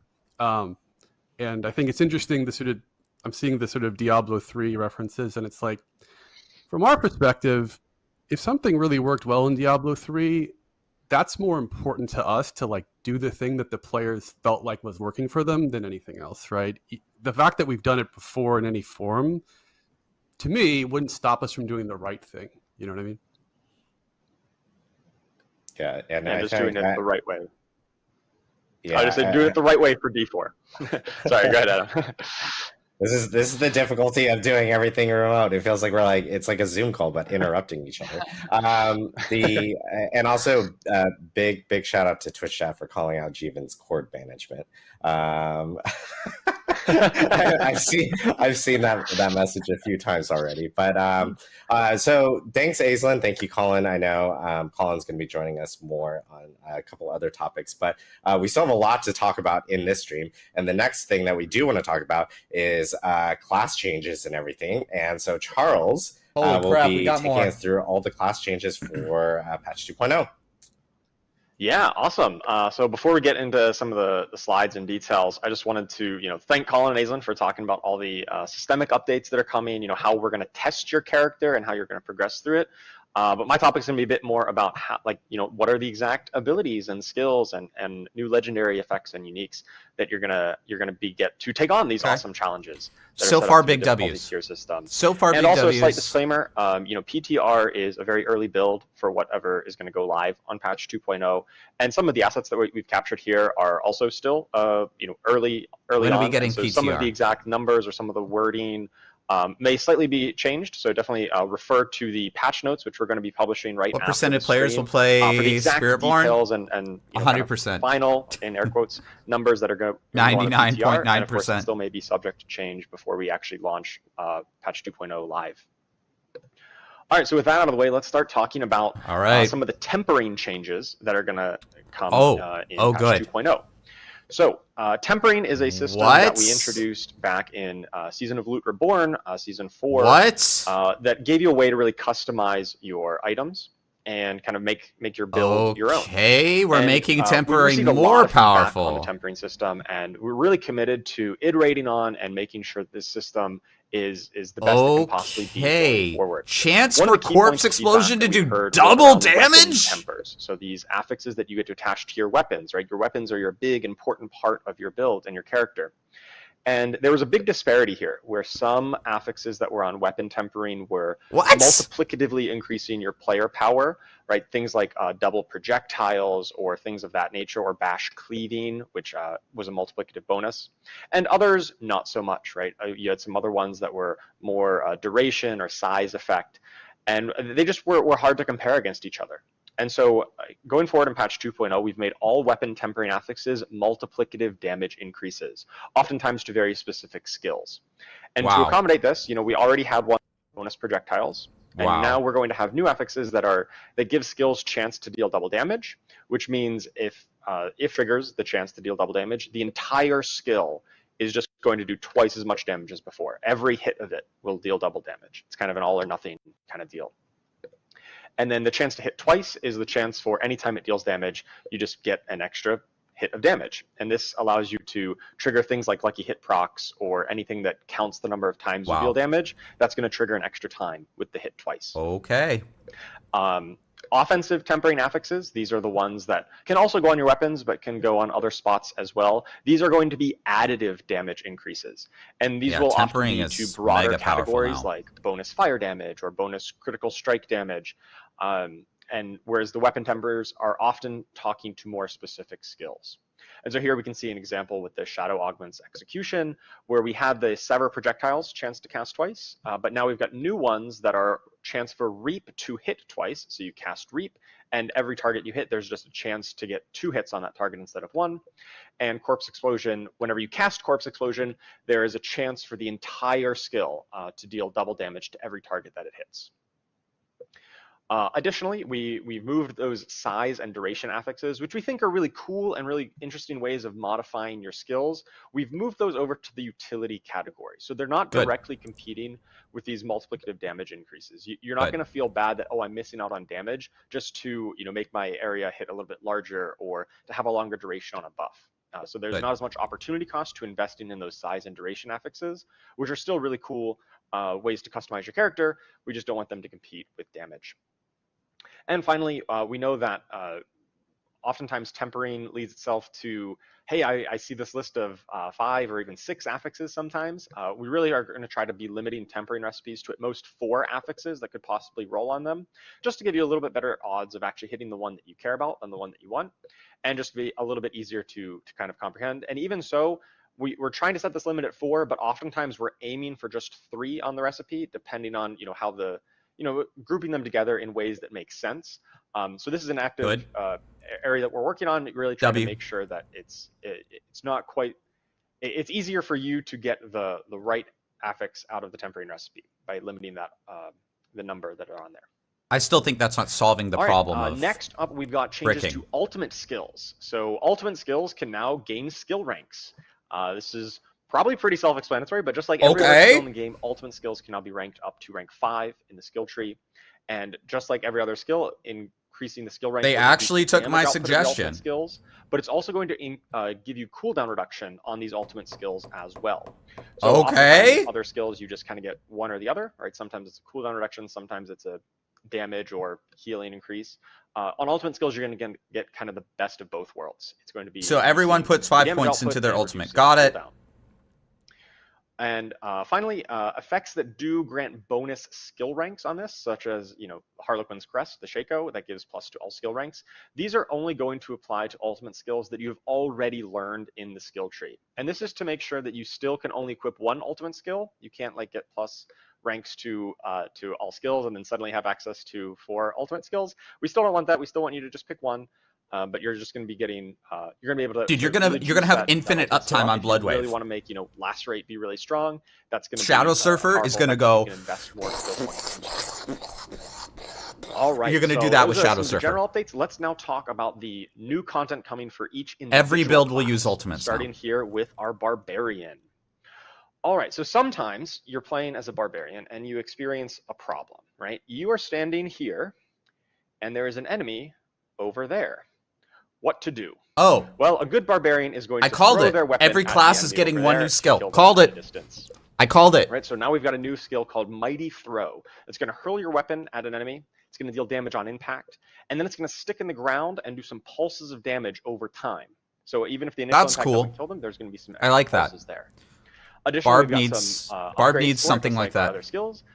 Enhanced Mighty Throw is going to increase your attack speed while the weapon is out, and then you can either opt into Fighter's Mighty Throw, which is going to give bonuses to that pulsing damage. It causes your weapon swaps to pulse for more. I And like give that you a lot. Barrier. Or you can opt into Warrior's Mighty Throw, which is going to dramatically increase the initial impact damage, and it's going to stun enemies on impact. Let's take a video clip of this in action. All right, so we've got Barb, just Cool. simple example here with a few enemies. Throws out this, ephemeral version of the weapon, lands, deals a big damage, and then pulses Cool. over time before returning back to you. Not bad. I was a huge fan of double throw in Diablo 2, so this is really exciting. Yeah, it looks sweet too. The animation is slow. Yellow, like ancient-y kind of. Listen, color scheme. Barbarian doesn't need any more utility. They have in patch 2.0. They have leap. They For have sure. If you want they, to they, they have everything. yeah, they have everything. Oh my God, we're getting more. We're getting more. All right, so we've also got some new key passives and new legendary Paragon nodes for every class here. So for Barbarian, we've got Barbed Carapace. This is going. It's Thorns a key passive. Barb. So it's going to increase your thorns based What? on how much gear you're spending. And whenever you cast a skill with a cooldown, it's going to grant you unhindered for a duration, which allows you to move. You get through unit enemies. walking. And then enemies that are close to you are going to take bonus, or going to take damage from your thorns every second. You're going to kind of pulse damage of your thorns every second. Unit this walking. Is really cool. It really enables Thorns Barb, which we had a little bit of support for, but one of the big problems of Thorns is that you really wanted enemies to hit you and hit you quickly, and this gives you another alternative to deal bonus damage or to really pay off for building up all that Thorns with this new key passive. Additionally, we've got a legendary Paragon node, the Force of Nature. Your Earthquakes have a chance to spawn Dust Devils, and your Earthquake damage is going to be increased by your damage against close enemies. So this is really plays into these Earthquakes and Dust Devil effects, which we kind of call sub-powers internally. These effects that are not skills that you cast directly, but some of your legendary effects will spawn these Earthquakes and Dust Devils. This is just a new way to really power those up. And W for the Barbarian.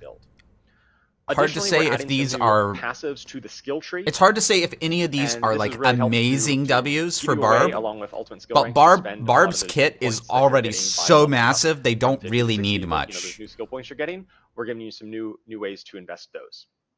That's my opinion.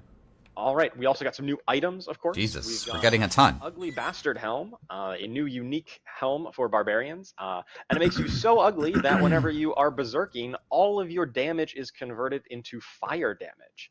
And so that's really interesting. Barb always had this little bit of like a light fire theme. You had a few different effects that dealt fire damage. And now if you really want to play a fire Barb, this is the unique helm for you. Also playing into that, we've got Aspect of Flaming Rampage, which causes your charge to deal some fire damage, and Aspect of Shuddering Steel, which will cause your Steel Grasp and Iron Maelstrom to do some. Why do these have ranks? All right, moving on to the Druid. The Druid gets a new skill, a new core skill, in fact, called Stone Burst. Core and skill? This is a core skill that's channeled. It kind of has a very unique kind of input mechanism compared to pretty much any other skill in Diablo 4. And as you're channeling it, you target an area, and as you channel it, the affected area grows in size over about 1 second of channeling. And at any point, you can release the channel, and it's going to deal a big burst of damage to whatever size you kind of landed on there. You could tap it really quickly and just do one pulse of damage to a small area, or you can channel up for a little bit longer. I don't and think people are going to like that. Depending on the exact combat scenario you find yourself in, or how the enemies are distributed on the battlefield here. I don't. We got our upgrades that increase damage to the enemies hit in the initial radius. So those kind of really channeling skills are not very capability popular right now. And Primal Stone Burst gives you some attack speed, and Raging Stone Burst will dramatically increase the spirit cost, but also give it a ton more damage. So if you have a ton of spirit generation, then that might be the upgrade you look for in Stone My Burst. initial impression on that Let's see a video is of this in action. That's That's it. That's mid. That's All going right, to be so mid. you see it ticks up. There's like 3 different levels, like small, medium, and large. In this one, the druid kind of held it for a while, but you could release it at any time. And so here you see just kind of rapid firing a lot of quick, small shots, just because they knew that would be enough to clear out the enemies here. And also while you're channeling it, I mean, some it's pulse cool, damage to but enemies in the area as well. The channel explosion is so satisfying to blow up just so many monsters. Huh. Yeah, it gets huge, really feels and amazing. it looks so sweet too. I really hats off to the The main VFX problem with artists who that is worked that on you have to making sit this look down so to do beautiful the with damage, scales right? here. A lot of times you need to move. All right, so of course Druid also has new passives, a new key passive called One with Nature that really empowers A new companion key builds. passive? You know, we've heard a lot that players love playing with Oh, companions, their wolves, companion? their poison creepers, their ravens, and this is going to be the key passive for you. So all of your companion skills gain an additional companion, and they deal increased damage. Oh my god, that's actually and there's amazing. also a little bonus, basically, with you gain the passive effect of all of the companion skills. Now, if you're taking this key passive, you're probably taking these companions anyway, but just in case, your build is such that, well, I just want to take, 2 out of the 3, right? I can put wolves and poison creeper on my bar, but maybe you don't have enough skill slots to put in ravens. You're still going to be able to get the passive effect of that when you take this key passive, because we just want you to have tons of these companions, really leading the charge here. Interesting. We've also got Untamed, a new legendary Paragon node that plays right into this One with Nature key passive. Casting a companion skill is going to increase the companion active skill, will grant you bonus ranks to all of your companion skills for a time to really buff up the damage of those. Just like before, we've got some new passives coming into the skill tree as well. I think some of these might have some temporary icons on them. So like I said, these were from an early build. Some of the icons or very specific art might be adjusted. So companion is a W. The other nature skill of looks PTR kind of early meh development. to me. All right, moving on to some of the items. Oh no, we've got a video. Oh right, a video of really really leading a wolf pack here, right? So this includes wolves with the Storm's Companion to turn them into lightning werewolves. And I'm sure there's some other ones here, like aspect of the Stampede is probably involved. You just have, what is that, 7 wolves following you around? Dude, that's awesome. Back with this. This is the best video in our presentation. Well, actually, no, sorry. This is the second best video in our presentation. You guys will see the best video in our presentation, but yeah, this is awesome. Yeah. For all you werewolf lovers out there, the companion druid is a W. I'm really looking forward to playing with this in patch 2.0. All right, so new items. So we've got the Stone of Vehemen. This is a unique totem that's going to empower your Stone Burst, the new core skill. So channeling it is going to grant you some damage reduction, and the final explosion will deal increased damage based on how long you were channeling it. Yeah, why do the aspects have ranks? This really encourages you to build it up to that max size and let off a huge explosion. Huh. And gives you some damage reduction, so you're kind of standing still for a bit. That's okay. You get a bit of bonus damage reduction. We've got a little bit more legendaries on Druid than the other classes, just because Stone Burst being a core skill. We know that the kind of bar to make a core skill really viable and useful, it does need a good amount of legendary items to support it, to really make a full build out of it. So that's why we've added 2. Dude, the shred, look at the shred one. Agile Wolf. We've got the aspect of Anticline Burst, which causes Stone Burst to deal increased damage. And if you cast it at or above 100 spirit here, it's 60% immediately be at that and knockdown size. So you don't necessarily need to channel it as long as you are casting it when you have a lot of spirit. This synergizes really well with the shred. Which gives you full spirit when it triggers. Wow. So you can trigger Earth and Might and then immediately get a huge stone 90% poison damage. We've got aspect on Rapid Bear, defenses, which alters Stone Burst in a rather interesting way. It causes Stone Burst causes enemies to take increased damage from your other skills for a time and reduces Stone Burst spirit cost. This kind of converts Stone Burst away from necessarily being your primary damage source to being a bit more of a setup skill, right? You can kind of the ranks is interesting. Then, you can find some. I'm not sure what the ranks are doing besides just you got a stronger one or some other primary damage source, and then you can use Stone Burst to kind of set up that build. We'll have to see what really the ranks is. See how players, what kind of builds you make with Shattered Defenses. Maybe there's a new mechanic to level them up, which empowers your Grizzly Rage to apply rabies and increases your poison output. Stormcrow, which is just lightning ravens, your ravens are now lightning. It looks awesome. And Aspects having Agile ranks Wolf, has which been a gives thing since we Shred could a apply fourth aspects. attack. Shred normally is like a 3-part think combo, so. and now it's a 4-part combo that deals even more damage on that 4th hit, and it's going to knock down. The way it works is aspects have 10 subdivisions. All right, so that is Druid. Really looking forward to playing some Druid in 2.0. But let's move on to the Necromancer. Soul Rift. A lot to get through.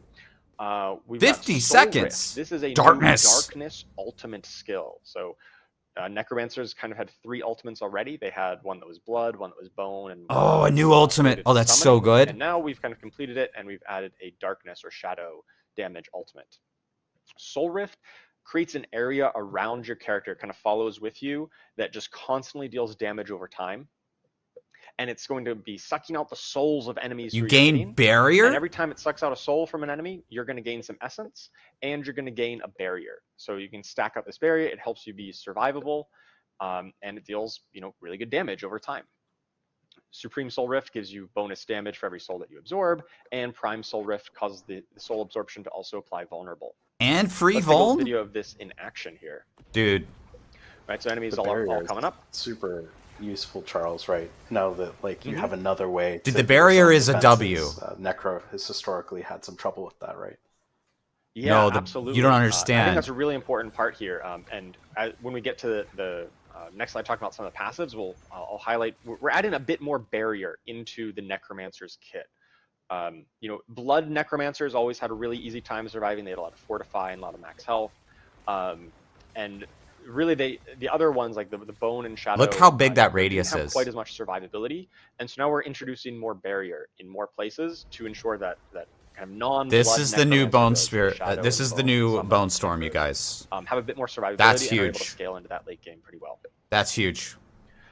All right, so as I mentioned, the new passive. So they have a new key passive called Affliction. Affliction? That there's this new concept of Affliction where applying vulnerable, crowd control, curse skills deal shadow damage. Time effects oh my god. Will apply them with Affliction, which is going to make them take increased damage from you and your minions.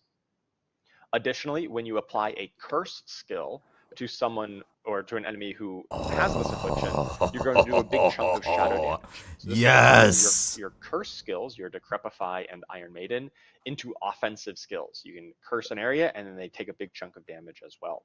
Dude, yes. And then this will scale up with the bonus damage that you've dealt, or the bonus affixes that you have for that crowd control, vulnerable, and shadow damage. And along that same theme, 40x multiplier. Frailty is going to cause cursed enemies to take more damage. 40x multiplier, you guys. Key passive. And once again, more skill tree passives to spend those extra points on. And I want to highlight Necrotic Fortitude here in the upper right that gives you it's just a generic passive that gives you a lucky hit chance to gain a barrier. Lucky hit chance to get barrier is insane. Anybody who wants just a bit more bump of survivability and to play into the more barrier. You can get lucky hit chance as a passive. Yeah, going back to Affliction really quick, I love the idea of using my curses offensively, like as a damage skill. I think that's going to be such a blast. Lucky hit chance barrier is literally massive, you guys. Yeah, definitely gonna be blasting of them. I think it's really thematic too. I love playing with it. It pairs really well with the that's really fun. Changes now that we have way more size increases in utility. It gives you so many more utility. I think Shadow those curses get pretty huge. Shadow Necro might be back with that. Yeah, for all of us who just want to win by debuff spamming, I love that one. Absolutely. Cursed Aura is going to be insane. All right, let's talk about some of the new items coming for Necromancer here. So we've got a new unique item, the Unmaker, a unique helm. Damage reduction while you have this barrier. Is going to empower the Soul Rift, the new ultimate skill. Of course, you gain some skill ranks to Soul Rift, because now ultimate skills have skill ranks.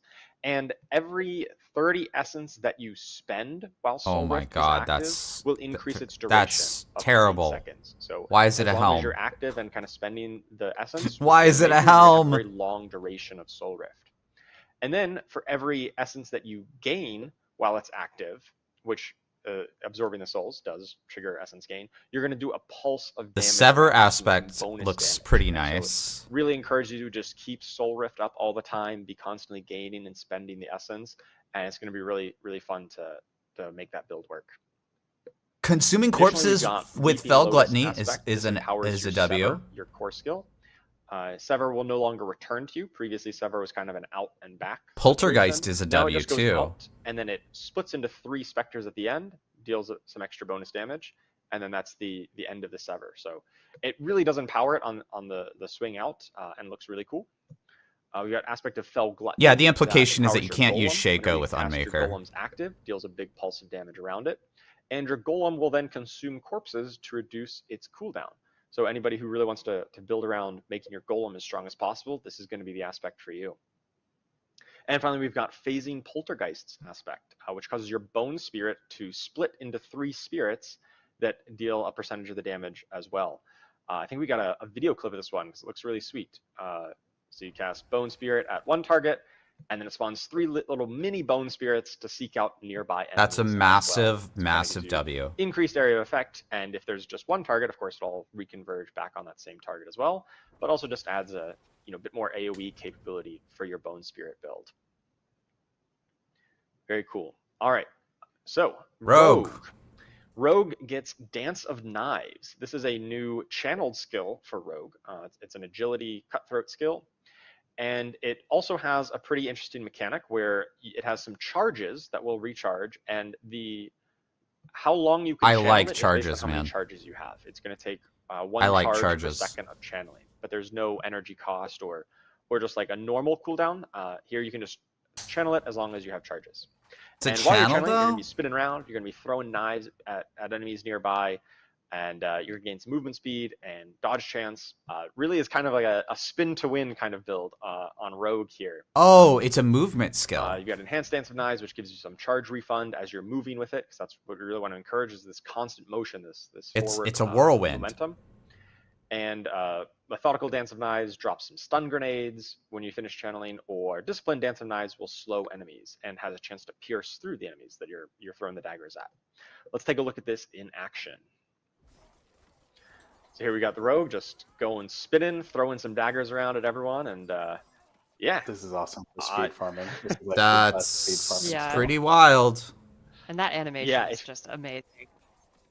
Absolutely. And you can see there at the end they had the upgrade that drops a bunch of stun grenades at the end. Obviously, enemies were all dead, but if you use this to get into a big cluster of enemies, then you stop the channel, you drop some stun grenades, reset some of your charges, and Why you're would the good to stun start grenades spinning drop again. at the Ton of fun. end? Yeah, those are perfect for like you run Okay, into that's an elite weird. pack after slaughtering a bunch of normals and it just annihilates the elites. It feels amazing. Yeah. All right, so we've got new passives as well. New key passive is Alchemical Admixture, and this is empowering your non-physical damage. So rogues can do poison, shadow, and cold through their various imbuements. And when you deal 3 different types of that non-physical damage, the potency of your imbuement skills is going to be dramatically increased for a time. And the more bonus damage that you build on your gear for bonus poison, shadow, or cold damage, the further that potency gets increased. Really encouraging you to mix and match the different elements. It's really thematic. None of these The seem alchemical amazing kind to of me. theme, and really supporting a Target build of rogue target that practice we kind is of had in the nice game, but for really wanted to give that robust a bit support more key crit, passive. but And also we've got a legendary Paragon node, the Dance Macabre, which encourages this kind of 1-2 combo of casting mobility or subterfuge skill, increases the damage. yeah, of they're your really next trying to damage, make a whatever it demon may be, hunter. by quite a substantial amount. So you can Gamer wife was dash hammering in and the then, background, you position guys. yourself, cast a big rain of arrows, and it hits very She's doing hard. cosplay. Very cool, and actually impacts your moment-to-moment rotation as well. And of course, we've got the new skill tree passives as well. All right, new items. We've got the Pit Fighter's Gall. This is the ancestral ring. unique ring. Or sorry, it's a unique ring. It's not necessarily, you can find it before ancestral tier. And this Pit Fighter's Gall will empower your smoke grenade. So your smoke grenade skill will increase your critical strike damage, and then leave a cloud of shadows behind. And while you're within that cloud of shadows, you're going to be constantly regaining stealth. And so there's a lot of interesting ways you can play off of triggering going into or out of stealth. And Pit Fighter's Gall is just going to really enable that when you cast Smoke Grenade. We've got Aspect of Star Shards. This is a new legendary to directly support Dance of Knives. And the daggers None from of Dance these of Knives seem have a chance to shatter, ridiculous to me. Creating more shards of metal that deal bonus damage. But I don't know Rogue and that you can now well. use combo points on Dance of Knives to further increase the channel duration if you've opted into the combo points specialization. Aspect of Poisonous Clouds plays well with Pit Fighter's Gall. When you gain stealth, you create a cloud of poison damage. And Aspect of Splintering Shards, there's just a chance whenever you're hitting a frozen enemy to create some ice spikes. So if you're freezing enemies because you're playing Alchemical Admixture and using Cold Imbue, Splintering Shards might be a good aspect for you as well. Okay, all right, Sork. moving on to the Sorceress. The Sorceress gets a new Conjuration skill. Familiar. Called the Familiar. This is a Conjuration skill that is all 3 elements. It is a Shock skill, a Pyromancy skill, and a Frost skill. So there's 3 charges of it, so you can cast Conjuration? it back to back, and you summon a Familiar of the element of your last skill cast. So if you just cast a Pyromancy skill, you're going to summon a Fire Familiar. If you just cast a Lightning skill, you'll summon a Lightning Familiar, and same with a Cold. They have you'll summon auras? a Cold Familiar. And with the enhanced effect, these Familiars will do. Oh my effects. god! So the Fire Familiar will it gives you constantly apply some DR. burning to enemies that it's around. The Cold Familiar will chill, and Lightning Familiar will stun.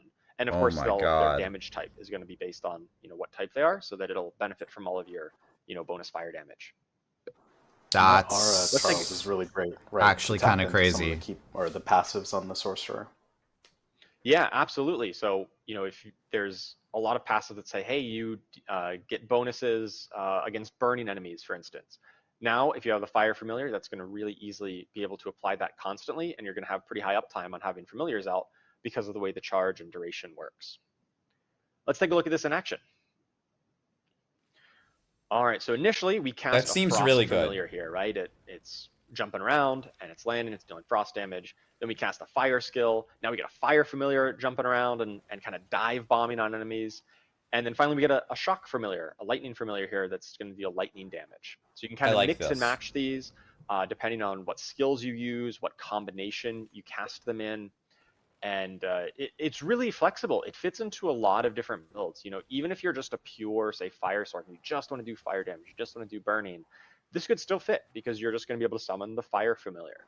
But it really reaches its maximum potential as you're kind of mix and matching these to suit the situation. Yeah, it seems like Sork right now is very much the Tall Rasha style Sork, where you do all the elements. For the Sega demonstration, I think we only have a couple of them out on screen, but I think you can have up to 6, right? Yeah, you can have up to 6, and that would make a lot more sense once we get to Tall Rasha would be some pleased. Of the unique items that are coming with this patch. But first, let's talk about the new passives, and we've got Enlightenment. This really also plays into the concept of mixing and matching the elements. You see it's got all 3 kind of colors on there. Casting a skill grants a stack of Enlightenment or 3 stacks if your skill was a different element to the one before. So you're alternating here. That's not great. You're that going to sucks. become enlightened, and you get a ton of bonuses for being in this enlightened state. But then it drops off. Maybe okay for like early leveling, really but I don't know. Mixing and matching those elements, more so that's than not a the good other key passive we've had on Sork before. And similarly with the legendary Paragon node fundamental release, 30x multiplier is really good. Increase the damage they take from all sources by 10%. So you really need to hit them with all 3 types to gain the maximum bonus here. Energy focus is all right. On to crazy. The unique items. So I didn't get to read them all. Today no. bindings. This is a unique gloves, and this plays right into the Familiar. So whenever you cast Familiar with this unique on, you're going to summon all 3 elemental variants at once. However, it does come with a bit of restrictions on it. So Familiar's duration is going to be dramatically increased, and its cooldown reduced, but you're going to have 1 less chance charge. for Familiars to hit you won't be able twice to spam, seems fine. Just quite as much, but you press the button once or twice. I don't know about that. Out. They're all over the screen. You're missing the crit chance on gloves. For quite a long time. There's way too many good tempers. So if you're all about this conjuration build, all about amping up the power of the Familiar, it's an awesome unique for that. Additionally, we've got new legendaries for the aspect of overheating. After channeling Incinerate for a time, you're going to deal bonus damage to the target. And Charged Flash seems really nice with the Cameo. Incinerate. Charged Flash, this empowers charged bolts, And after you hit a certain number of enemies with charged bolts, your next 3 casts of charged bolts will no longer send out bolts. They're going to send out big waves of lightning that deal even more damage, and it's always going to be a crit. And then aspect of elemental constellation, once again, more about the mixing and matching of all 3 elements. Casting one of the elemental skills. None of these seem like crazy broken. Type elemental dagger that'll pierce through enemies, and the damage of that dagger is going to be increased if you get all 3 of the different element types in that time frame. All right, so I think mythic uniques. New mythic uniques, of course. How could I forget new mythic unique items? These are the strongest items in the game. We've got Shroud of False Death. And I think the +1 really to cool all part about passives? this is, it's just inherent affects. It's going to grant +1 skill rank to all passives. Gain stealth? And this is really awesome. As we're adding new passives into the skill tree, this is just a ton of power for this new unique chest.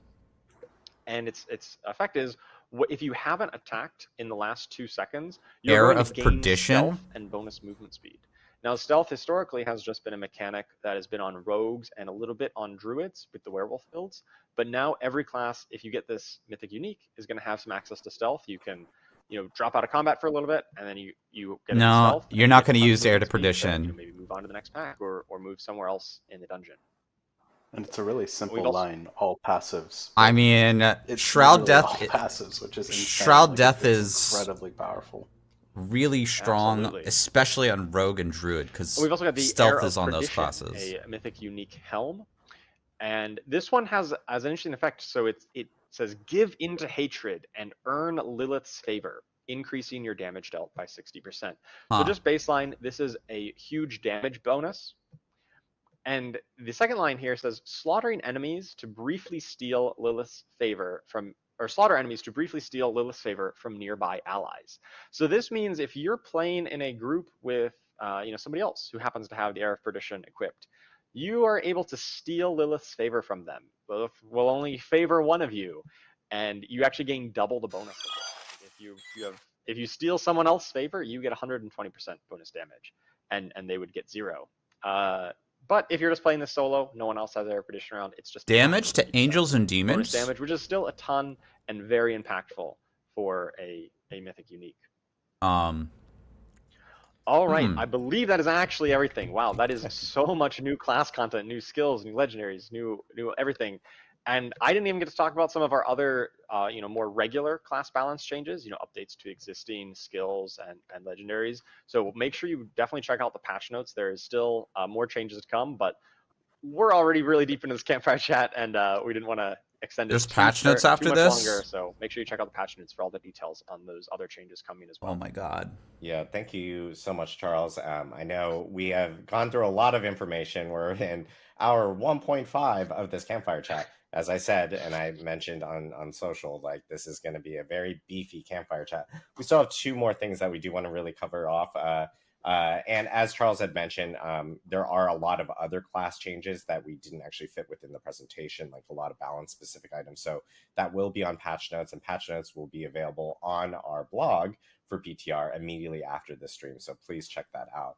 Patch notes! We are going to jump into some quality of life items. And so, Colin, do you want to take us through some quick quality of life items that will be coming with 2.0? Yeah, I'll go quick so we can get to the super exciting, cool thing. Yeah, so the first one here Dungeon is key. You can now select your preferred town portal selection. Location. So how that's going to work is you're going to open up the map and hover over any of the waypoints, and when they you nerfed click CC on monsters. Set that as essentially your preferred so location, good. And whenever you town portal, these are W's. It's going to take you there. So this is really helpful for when you're doing whispers, for example. That's Paragon. That's what Paragon level 40 looks like. Whispers is your preferred location. Do some whispers. When you press T, you go right there. You don't have to open up the map, then click on the waypoint, then click on accept. Like, it's all very seamless, and it's just removing a lot of the inputs that you have to do to get back to town quickly. The next thing here is we're adding a dungeon key inventory tab for things like nightmare sigils. So that just gives you more space for more activities. So much room for activities. The next one here is we've done a pretty substantial rework of monster CC, and this is in the spirit of we want to have really clear sort of delineations between normal monsters and elite monsters, and we didn't like how often you were getting slowed down and how mandatory unstoppable could feel. So, you know, it always felt bad to be fighting this huge horde of enemies, and you see this elite, and you're paying attention to the elite, and then like this goat man Mauler comes up and like sneak attacks you and knocks you down for 3 seconds, and that's the thing that kills you. That always felt like bullshit, right? So what we've done is we've sort of overhauled a lot of the normal monster CCs to be quick and snappy. Like you still feel them, you kind of want to avoid them still, but they're much less sort of the reason why you die entirely. So the vampire impale, when like the two-hander like comes and stabs you and stuns you for 3 seconds, that's turned into an immobilize. So you can't move, but you can just smack him in the face.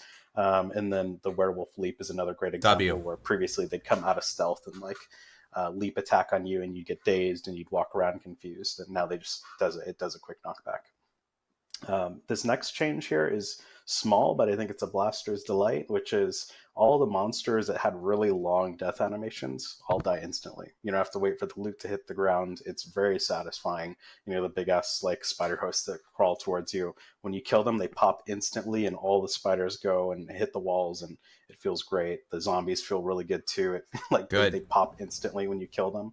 And it's a very satisfying experience. So this should speed up combat quite a bit, and it just feels really good.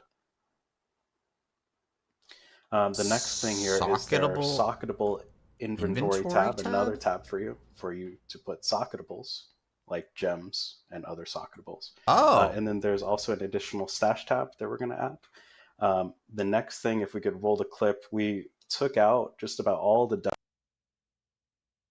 all would go up, and then like click on the plunger and don't get hit by the spikes. That's all been replaced entirely with just monster packs of varying sizes, and it's just way more seamless. In this case, we only rolled some normal monsters, but sometimes it's a couple of elite packs. You never really know what you're going to get. It's like an Easter or a Kinder Egg, I should say, and it just helps the dungeon flow substantially, like to just sort of blast through those things. And then a handful of dungeons have had their procedural logic updated, just so there's more variation in the layouts. So when you play it, it's just going to roll out differently. This is really just iterating on our dungeon set to make them feel much more sort of flow-inducing, not slowing you down. And then the next one here is minor, but it actually feels pretty good, and it has a big impact on the game. When you get those Paragon and level up notifications, we're actually going to tell you how many. So sometimes you'll realize, oh my god, I have like 15 skill points I can spend. And it actually tells you the number, and it's a nice quality of life change. So nice. I think that's everything. Awesome. Thank you, Colin, for running through quickly. I appreciate the efficiency of going through all the quality of life changes. Now I know Jeevan has been very quiet over here. He's only chimed in a little bit. And we do want to talk about a new thing that is coming to Vessel of Hatred specifically, and for Vessel of Hatred players. So Jeevan, will you talk us through it a little bit? Yeah, so it's my privilege to kind of talk about a feature that the whole team's been working very hard on that we haven't really mentioned much. And you know, we looked at the expansion. We had all these cool things, you know, Torment, new class skills, Spiritborn, but we thought there was a hole, and we wanted to particularly give build crafters a new way to play for Vessel of Hatred. This is for folks who, like me, whose dream cooking show has nothing to do with British baking, but instead would be called Colin's Kitchen. Twitch chat, if you would binge Colin's Kitchen, let us know. Yeah, let's. And I think some of you already kind of have an idea. Armory? Let's. I have no idea let's what Jeevan's talking about. As some of you already know, we're going to be talking about rune words. Rune words. Yeah. There we go. So let's start with a little background. So rune words were in Diablo 2, and they were a very powerful way of augmenting gear with socketable content. And there's a lot of good sort of nostalgic feelings. They were popular. They were remembered fondly. You can look on the right. That's one of the most iconic examples from Diablo 2. The name is Enigma, and you would make it with runes Ja if Bur, and it would get you some really cool skills that would come out of it when you put it all together. And for Diablo 4, we wanted to retain the soul of what Diablo 2 runewords did, which is combining socketable components and creating more powerful items. But we also wanted to do something that felt appropriately fresh and new. And we wanted to lean into what's unique about the modern game to make the Diablo 4 version of Runewords and make it stand on its own and really feel like the right version to be given to players. Yeah, and what was so awesome about Diablo 2 Runewords, right, was you got this set of runes that made a god item, right? And it broke the rules, like being able to teleport on other classes. Like, what the hell? Barbarian is teleporting across the screen? We really wanted to embrace that in a way that extended builds and didn't necessarily enforce you must play with this item. And we're really excited to share what that's sort of manifested, right? Yeah, and you all have a lot of builds that you started with from the base game, and we want to add on to those. So, what are rune words? They're a way for you to make your own spells. So there are two types of runes. There's runes of ritual, and they specify actions from the player that they have to trigger. So you can see the example here of the Yule rune, which is a legendary quality rune of ritual. You have to cast a skill, which has a cooldown. So, Frost Nova or something like that. Then you have runes of invocation. And these grant powerful effects as a result of satisfying those runes of ritual. So the example here, the Gar rune, gives you 2.5% critical strike chance for 5 seconds. And you can stack up to 10 times. Okay. 25%. And you can mix and match these. There'll be a lot of different runes of ritual and runes of invocation, and you can put them together as you see fit. So when you combine a rune of ritual and rune of invocation, you pair them together, you put them in an item with 2 sockets, boom, you form a rune word.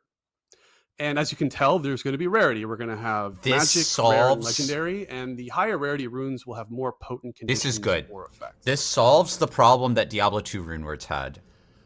So one of the important elements of this is called offering, which is the rune resource system. So your runes of ritual will generate offering, and they're meant to feed into their linked runes of invocation so that they can consume that offering. And the sort of more demanding rituals that we would ask of you as a player gain you more offering. At the same time, the more powerful invocations that you would try to get require more offering. And so there's sort of like shared economy there. So if you can look at these runes on the right, you get 50 offering for casting a skill with a cooldown. And this rune only requires 25 offering for it to trigger. That's where overflow comes in. Overflow is when an invocation receives an offering in excess of what's needed to trigger it. That's pretty complicated. Put more simply, we want you to have a mix and match system. We want the pieces to be not super hard, that they can't fit together easily when they have some rough edges. So many invocations can get different bonus effects when overflowed. Some of them might get increased radius to the effect. Some of them might get increased duration. But it'll always be proportional to the overflow amount. So as an example here, the Gar rune only requires 25 offering, and it's getting double that, which is 50 from the Yule rune. So every time you cast a skill with a cooldown, you'll get 2 stacks of 2.5% critical strike chance, or 5% crit strike. And so that's kind of how you get to play with this system, and you get to optimize it in different ways. And it creates a lot of flexibility, right? Even like if you do a really demanding ritual trigger, for example, on a really low offering rune of invocation, it's almost a way to start scaling that rune of invocation in a completely different way beyond just triggering the rune. Exactly. Yeah, it lets us as developers be more flexible in creating wide ranges of effects. Sort of small ones, big ones. That's cool. And also the same for the rituals, and you get to kind of decide which. So basically, you're going to have to do these. Are cool, and we do our best to make sure that to you get can almost cook up crit chance or cooldown or whatever powerful effects. So a few rules. Runes can be socketed into items with 2 sockets. We've added another item to get 2 sockets for Vessel of Hatred. So you'll have your helm, your 2-hander, your gloves, your helm, 2-hander, pants, and chest. They can only be paired with a rune of the opposite type. So you have to pair a rune of ritual with a rune of invocation.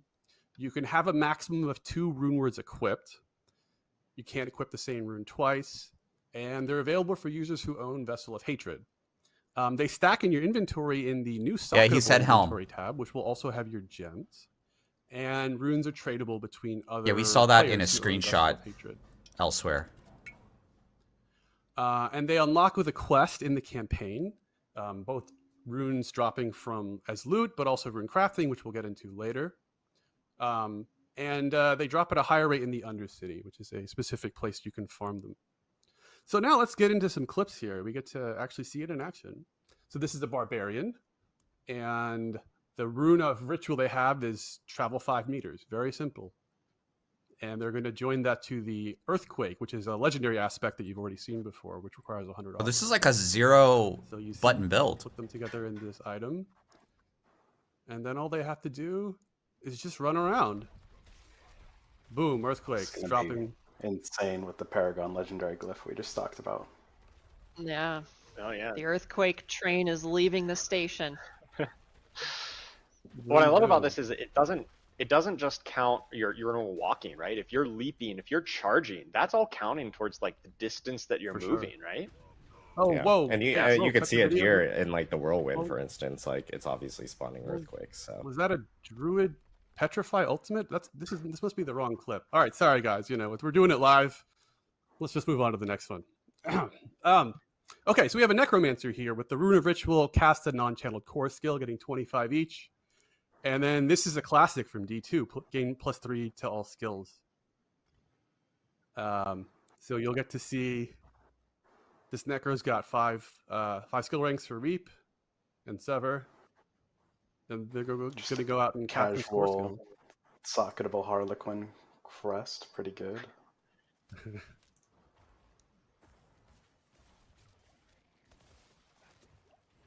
So a little pew pew, just doing your basic core skill usage, filling up the offering needed.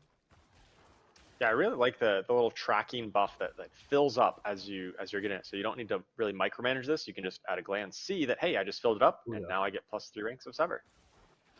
Yep. So cool. Now +3. There you go. What was that? So yeah, this necro's just cooking, and oh, what? Is this another broken clip? Did they just cast teleport? What? Okay, I think you guys teleporting necros. What are you cooking over there, Jeevan? Yeah, I'll stop making jokes mostly. Uh-oh. Yeah, so what we really wanted to lean into with D2 Runewords, among other things, was the ability to cast other classes' skills and use their power and harness it into your build. So with Runewords, you're going to get to do that. Each class is going to share 2 skills and 1 legendary aspect, like the earthquake one that you saw. And some of them are even going to get to cast improved versions. So, for instance, you know, instead of the standard Decrepify from the Necromancer, you get to cast Horrid Decrepify, which is the upgraded version. And that's we did that for a lot of reasons. You know, we wanted to make some of them feel a little better and a little more powerful, and a lot of it is about balance. But one important thing that I always want to highlight here is that you always cast the best version of the skill if you have upgrades as the sort of home owner of the class, right? You can put Runewords in Mythics, yes. And you equip the Cry rune, which is the Vortex spell. If you have points into the upgrade, then you'll cast the upgraded Vortex when the rune goes off. So I don't think there'll be any class envy. You know, like everyone will get the best version of their own skills, and then they'll get to use other classes' skills. And we're really excited to see how people can construct new builds and new archetypes and what they can do with using the power of the classes. Warcry seems crazy. Warcry, so that means Necros can become Berserk, right? That indeed does mean that, and that Enhanced Warcry is a winner. I gotta say that one's real strong. We've already seen people just chopping up the pit with that one. Yeah, Warcry seems really strong. Yeah, absolutely. Really looking forward to what kind of interesting new combinations and builds you can come up with by dipping into other class skills in unique ways. It really just like multiplies the possibilities of what you can do with any. The reason Diablo 2 teleport is OP is because you can just spam it. Not only do we want you to augment your builds teleport to the end of the game, skills, but you know, runes will scale with gear. So when you get more interesting runes of Diablo 4's teleport is not that strong. Output. So we it's really good, feel but like it's people have a lot of that good. Theory crafting that they can build off of the Runeward system, and I'm very excited to see how everyone equip Warcry. You should do on PTR for me. Just break the game. See every build you can find that totally destroys everything. So now we have the crafting element. So using 3 of the same rune, I like this. To roll a new rune. I like this a lot. Or it might not. This be is jeweler, good. But we'll see. Hey, and Distro, you how you will doing? Combine bud? 3 of the same exact rune, and you'll get a new rune out that is guaranteed to be different than the rune you put in. And there's a chance to uproll it to the next highest rarity. So if you put 3 magic runes in, there's a chance that it'll be a Runes rare can be rune. used to Same craft with mythic rare. There's a uniques. chance that it'll be a legendary rune. And then on top of that, we'll have the ability to craft. Teleport seems good for Necromancer. So I runes. disagree. Each mythic unique can be. I think you'll want to use the War Cry. A specific set of runes. You'll need. Remember, you're limited rare to and how magic many runes of a certain quantity, rune words you and can one have. resplendent spark. And this is in addition to the existing mythic unique crafting flow. So yeah. Really... I was just going to say, this really harkens back to the sort of crafting that was so core in D2 with the runes of being able to match 3 and get the next upgrade, but in a way that's a little bit more flexible and gives you more progression out of it. And this is all tradable, right? So that match 3, those crafting mythic uniques, what do you think that's going to do with trading? Yeah, I mean, I think it's going to really build a sort of player community around how to acquire the runes you need, whether it's because you want to combine, you have 2 and you want to find that third one to combine for a new one, or you're hunting for a specific mythic unique. I think we're going to have a lot of player interaction, and well, someone's going to win the capitalism game there, so we'll see how that goes.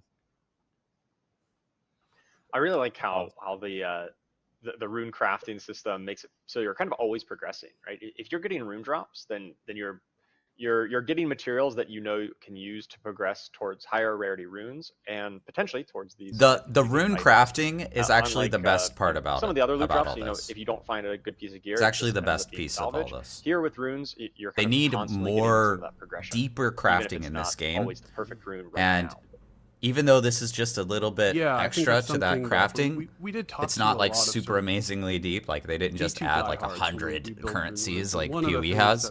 This is a big W. This is a massive W. Progress, right? You're always moving up that ladder, and so we wanted to make sure that even if you didn't get the exact thing you wanted, it still meant something to you one way or another. Well, I know we talked a lot. We still got patch notes stuff today. We had progression, itemization. We talked about quality of life. We talked about class changes, and of course, the newest thing, which is rune words, which will be in Vessel of Hatred. But the one thing we did want to quickly talk about was PTR. PTR is coming up. And we want to give a little bit, or at least some specifics on what that not this weekend is going to be, and also hear from the team on exactly like what they're looking for from you guys out there that are playing, like for feedback as you guys play through the systems. Everything that we've actually talked about today is going to be present in this PTR. So all the class balance changes, the progression changes, rune words will also be part of the PTR. So we actually do want players jumping in and checking it out. So let's jump right into some of the PTR items. So as everyone knows, PTR from even the last PTR that we had will carry over content from your main account. So if you've already done all your renown, cleared your fog of war, your altar of Lilith status will carry over onto your PTR account.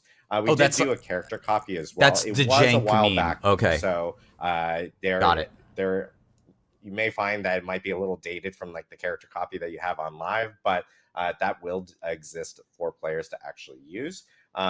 One thing I will note is that we are planning on having 2 different testing phases for PTR specifically. The first testing phase will actually begin next Wednesday and will run through Friday, about midday, where we're going to actually give players the opportunity of kind of just starting characters from fresh, because we really need people to try out the new progression systems that Colin and Aislinn Wednesday, Thursday, Friday, guys, next week. So Wednesday through midday we're gonna Friday, blast. We really need players to jump in, check that out, give us feedback specifically regarding anything tied to the new progression systems.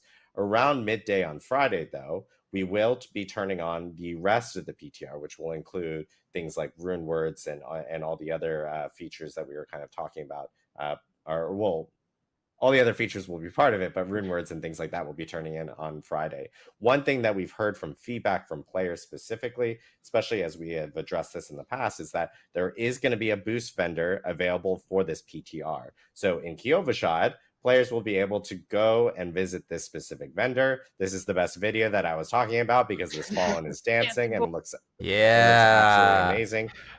This vendor will be available and you'll be able to interact with it. And this vendor will actually then be able to provide you a ton of enhancements to your character, which we do have a list of here. So you will be able to boost your character up to level 50. Level 60, of course, which is the new level cap after Vessel of Hatred actually ships. We will end up clearing out your whole map, your waypoints, Fog of War. We will do your class mechanic stuff and have that already unlocked. All torment tiers will be unlocked. Your potions will be upgraded completely. And then I know based off of feedback that we got from like the last PTR was, hey, it'd be great if we could generate like legendary items, if we can get all the unique items, all the runes, or well, that's new now, but all the runes and everything like that, including masterworking materials, that will actually be available in this vendor. Dude, we're gonna test the crap out of this. This is a way for players to be more efficient while testing and being able to give us more feedback, especially around end game related items. So we really need players to jump in for PTR. One last caveat I do want to mention is Infernal Hordes will not be available in this specific PTR. We are still doing some work on that right now before we actually get it ready, but all the other features within the game will be available. Infernal Hordes, as I mentioned, it's a permanent feature, so it's coming back to the game no matter what.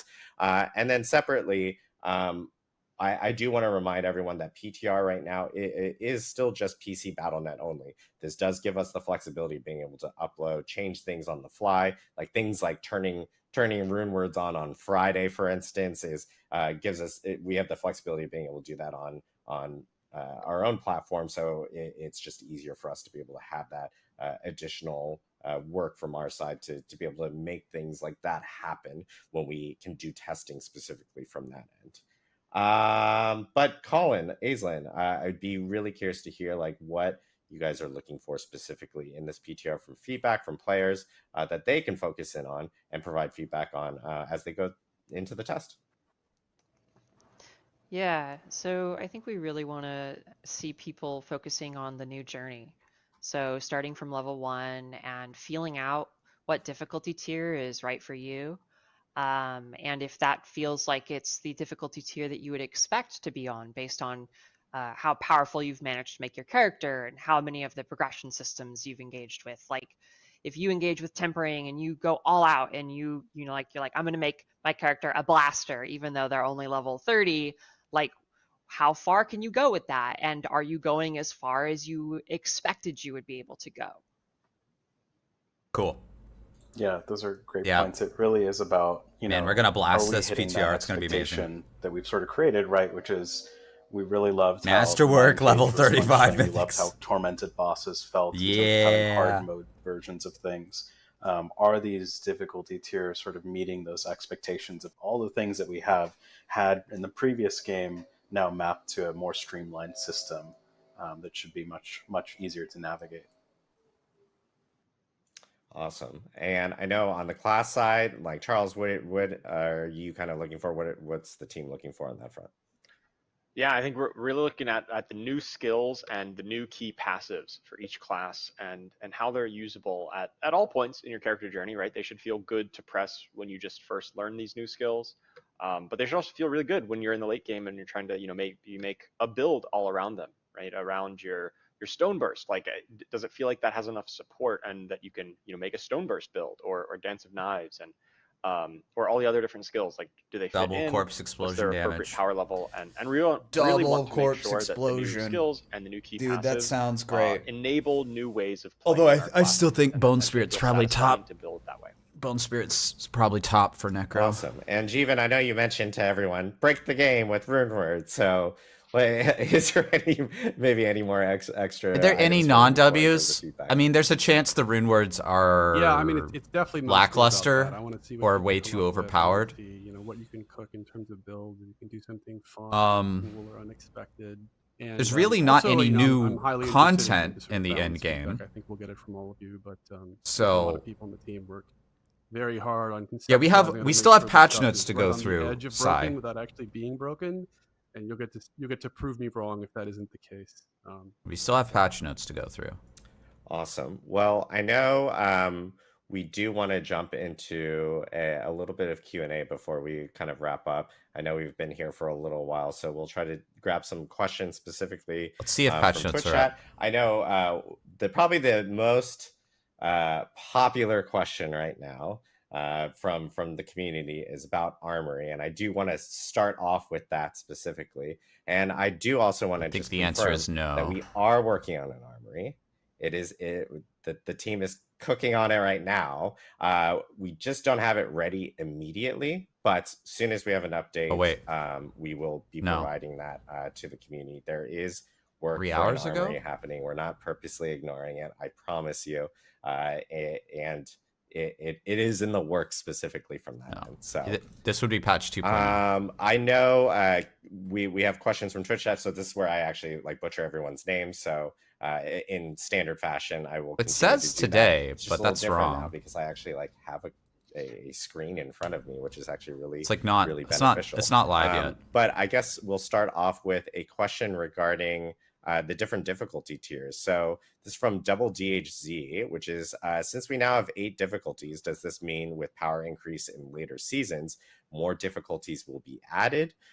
Are we planning on adding 20 difficulties like in Diablo 3? What's the plans around that? Oh, cool. Why is this sidebar here? We want to be really measured in terms of when we add difficulty tiers. I think it sets us up for adding them when we feel like it's an appropriate time. We don't want to get to a spot Twitch, where we WTF. have 20 different difficulty tiers. We want to have just enough granularity to support the amount of power that we're adding. And what we don't want to do is sort of say, okay, we're going to add things like rune words or add things like seasonal powers and then nerf all of you by making the monsters 100% this is tanky ass. to compensate for the power. We'd actually rather create a system that when you get that new power, we're going to add another band of difficulty to get even more efficiency out of that power. So that's been the sort of guiding light, is we don't want to continue to sort of nerf players Twitch into a spot where they can sort of use all this massive Twitch L here. A great example of that is previously in seasons, we would actually increase monster health to compensate for some of the seasonal powers. Now, if you get seasonal powers, if you're blasting Penitent and leveling to 60 faster, good for you. That's something that we think is actually really important to the system. Awesome. I know next question that we have, this is a question I've seen a decent amount. This is from Explosive Cat. Hopefully your cat is not exploding. What's the purpose of Nightmare Dungeons now that glyphs have moved out of Pit? Yep. Yeah, so Nightmare Dungeons are going to be where you receive your masterworking materials. And because Nightmare Dungeons are going to be following the difficulty tier system now, you're going to be able to go into higher torment tiers, or rather higher difficulty tier Nightmare Dungeons, and get more mastering materials out of that. So just like all other kinds of content in the game now, being able to go into a higher difficulty of that activity is going to ultimately be better for you. Yeah, the grind, sort of putting a grind currency actually fits much better in a Nightmare Dungeon compared to the Pit, because it means that every sort of elite you kill, every chest you open, or every corner you go into and you find an elite pack, those are going to be masterworking. Dude, Twitch, this little sidebar is awful. Well, the instant I make a turn that is not in the direction of finishing this dungeon has been a waste of my time, because I want that glyph. That completely changes when everything in the dungeon is dropping masterworking materials, and we think that feels so much better for that type of content. Conversely, with the Pit, again, we're going to reward you for pushing difficulty, and we do want you to sort of get there quickly and get that reward and get out. So we think that'll feel a lot better. Yeah, so just for people, because I think when they immediately heard now it's just moved to Nightmare Dungeons and it's just at the end, it's actually part of the whole Nightmare Dungeon. It's not just the end goal, getting to the end and getting masterworking materials there. Just want to clarify for chat, because I know immediately. So you want events and curse the boss, right? Of course, the boss. You want events and curse shrines, shit, but what's really going to feel great is when you run into a massive elite pack, you just randomly run into, we spawned maybe too many. Those are all going to represent, little loot bags of masterworking materials, which is going to be huge. Awesome. This question is from RXU105. Are runes reusable? Yeah. So, by the way, I just want to say, chat. I've been reading Twitch chat, and what you've said has struck a chord. Anyway, yes, they will be reusable. Can't take you anywhere. You can unsocket runes and you can move them into different items. Yes, absolutely. I saw a few related questions to that. They don't get to exist in the same item as gems. You do have to pick between gems and runes. Awesome. I know there was a question related to another. Well, at least I don't know if Charles, you want to answer this, or if you have additional details. There's a lot of questions related to one of the mythic uniques, and it's additive damage to demons and angels specifically. I don't know if you want to talk about that. I will confirm that is the wording on the effect. Plus damage to angels and demons. There you go, guys. We'll just leave it at that. And no further comment. I know, yeah, no further comment on that. Additional question that we have related to Paragon is, why cap the amount of boards instead of just capping maybe the amount of glyphs we can use? This is from Hotner. Yeah, that's a really good point. Something that I think we can take back and really think about. We had discussed, and we felt like the cleanest solution from just sort of the I like capping the boards flow perspective was that we wanted to just make it really sort of compact and make those choices about which glyphs and which legendary nodes and eventually what rare and magic nodes matter to you. But that's really good feedback and something we can continue to monitor as we go into PTR and as people get their hands on it. Again, it's really about making those boards more punchy, and the connections between those boards is something that you navigate during your journey. But the sort of end point is about making those really chunky choices on what glyphs you want and what legendary nodes you want. And we think that ultimately, especially now that Paragon is realm-wide and all your alts, I think we touched on that earlier, all your alts get to benefit from this.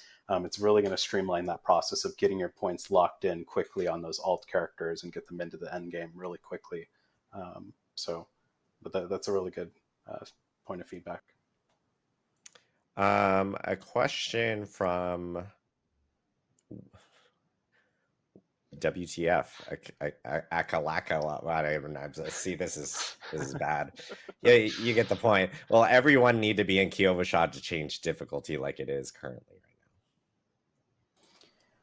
That's a good question. We've added, actually, yeah, so you could imagine how obnoxious it would be to do the pit in Karagar and then have to go to Kyovashad to then unlock the new Torment tier that you just got. So we actually added difficulty tier selectors in Karagar as well as Kyovashad, in addition to Kyovashad.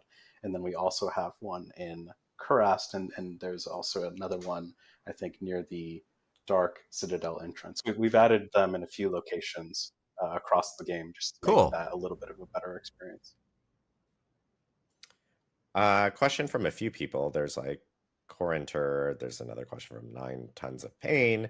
Are glyphs kind of shared between all characters in the realm, or do they have to be leveled up separately? So those are still leveled up separately, but that's something like going forward, we definitely want to emphasis on like making alt more seamless to play into. And we definitely, there's some underlying feedback there, which is, wouldn't it be great if the Paragon glyphs were account wide? And it's like, yeah, that's something we can take back to the team. And philosophically, we really want to start moving towards a direction where making alts is really easy to get into and feel powerful. So that's something we can definitely take note of. And I'll also highlight that, right, because the Paragon points are shared account wide or realm wide, as it were.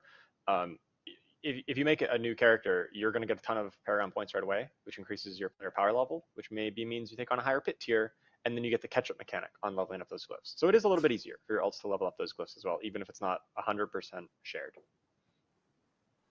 Yeah, that's very true. You can level them up really fast in the pit if you're pushing deep. There is a question regarding Eternal Realm characters like are, and what happens to them when 2.0 kind of launches? What's the like? Nobody cares. I'm assuming because they already have like 925 gear if they're at max level. Eternal is where characters go to die. To that new eye level that we had mentioned. Is there like any specific changes or anything, or is it kind of laid out exactly kind of how we presented?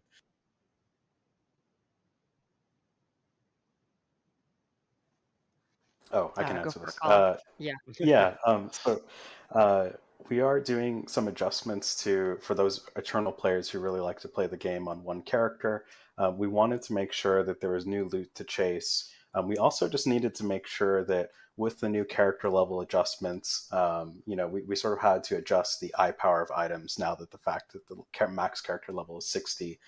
In addition to our goals of really sort of creating more grounded numbers, it does mean level 50 is getting an eye power adjustment, as well as the affixes are being adjusted. But we are going to max roll every single affix that we adjusted power-wise. So, for example, if you get a 5, we're going to take those items and adjust them.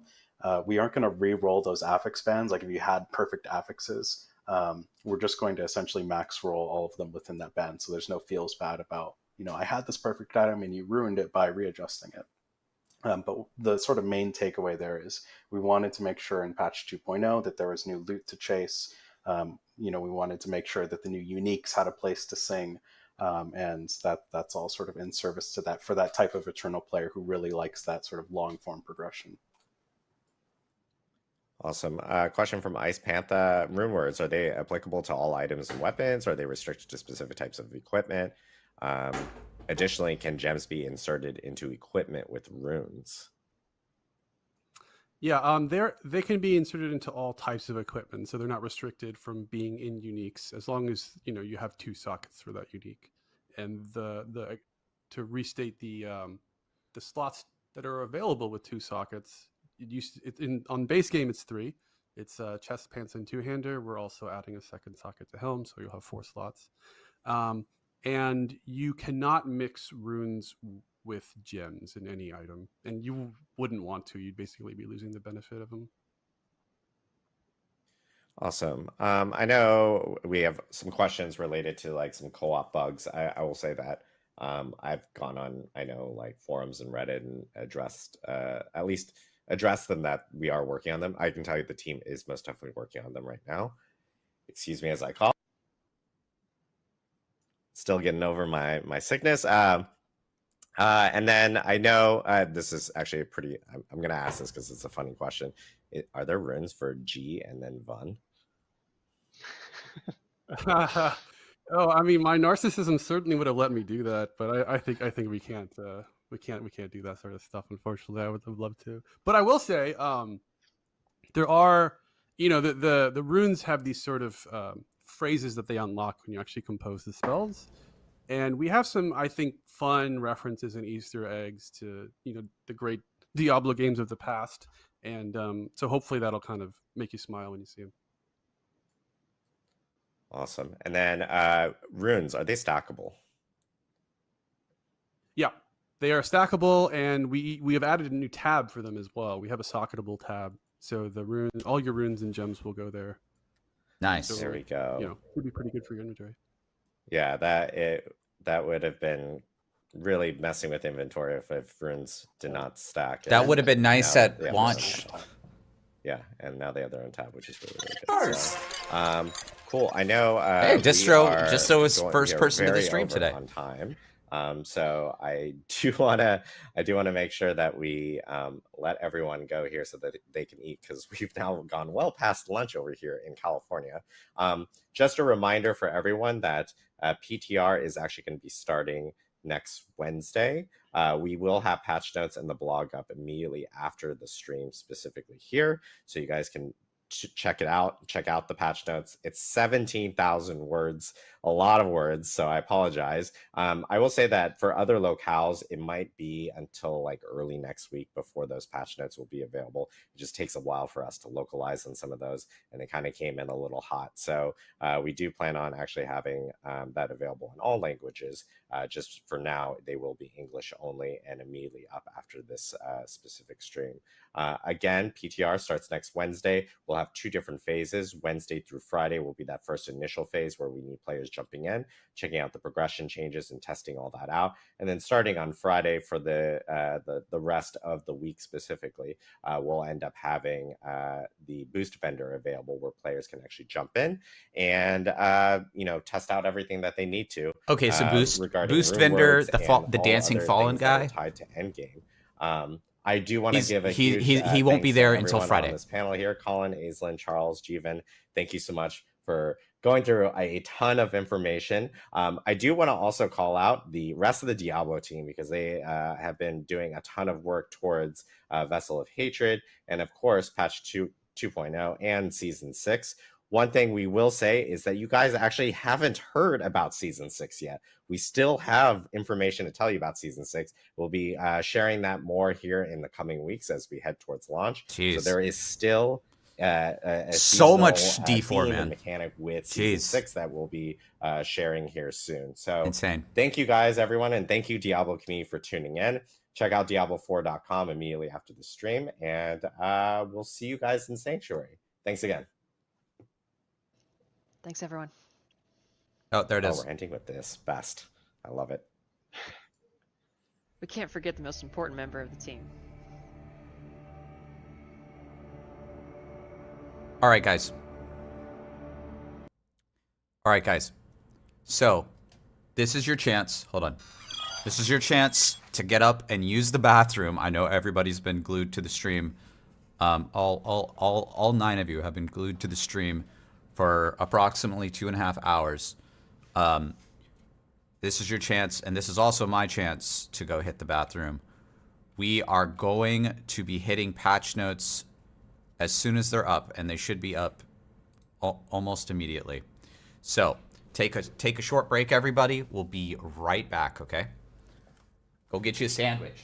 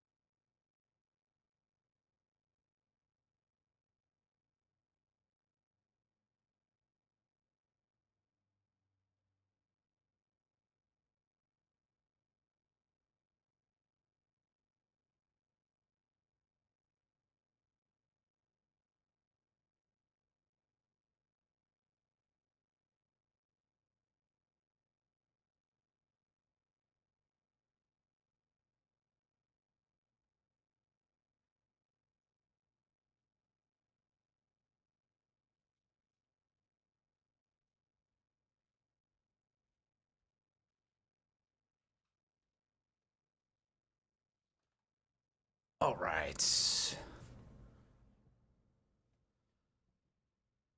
Okay, we're back. I always have trouble finding the patch notes immediately when they come up, even though, like, technically they should be right here on this website. It feels like they don't refresh properly for me or something. So, I guess we'll see. Let's put the music on and stuff. Let's get this going.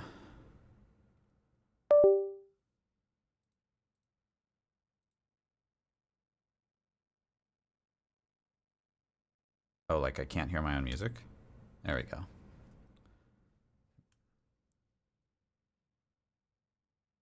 All right, Patrick, I'll see you later, buddy. Okay, patch notes. Patch notes. Now we wait for patch notes.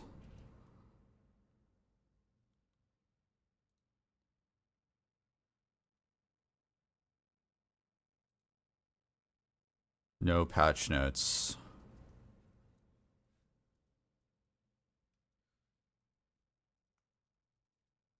No patch notes. We need patch notes. We need patch notes. Patch notes.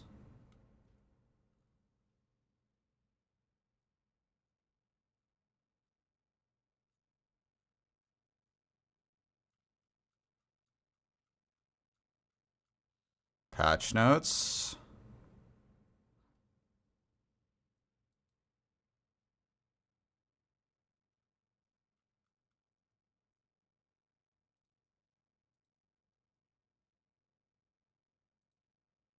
Anybody got patch notes up? I'm not seeing patch notes yet.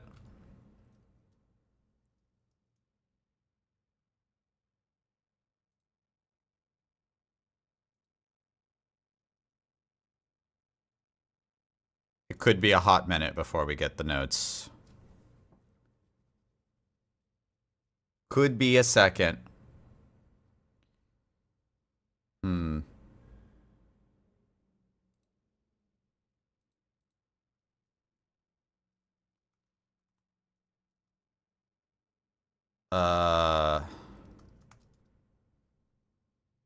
See if Adam has posted it. Will with the Prime. Dude, Will, thank you so much for the Prime, man. Dude, I appreciate that support.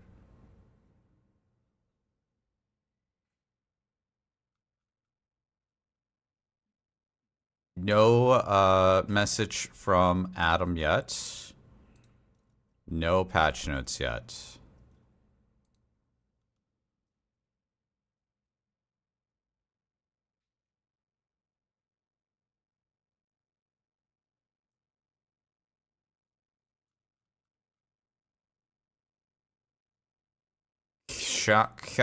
Come on.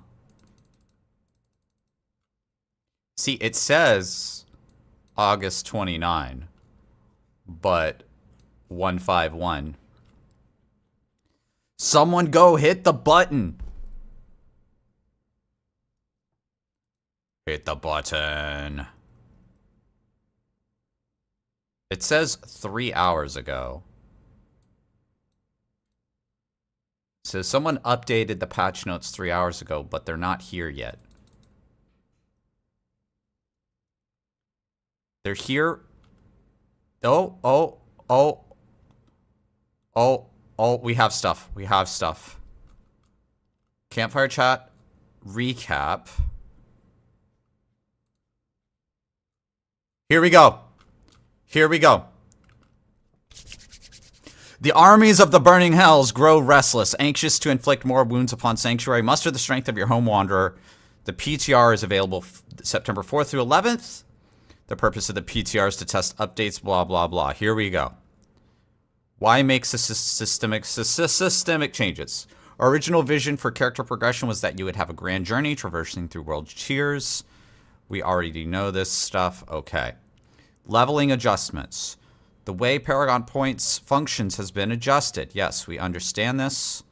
character is above level 50. If your character is level 100 currently, once these changes go into effect, your character will be reduced to 50 with all 200 Paragon points converted to Realm. Okay, that's cool. That's eternal. We don't care. Stat adjustments. We've revisited stats like health, armor, and core stats. We've adjusted stats in a way that makes information more consumable.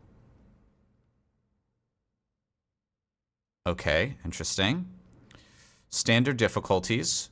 Normal, slower paced. Hard and expert are increasing challenge. Penitent is for very difficult. Okay. Okay, yep. Oh. Penitent is unlocked at level 50. They didn't mention that on the live stream. Okay.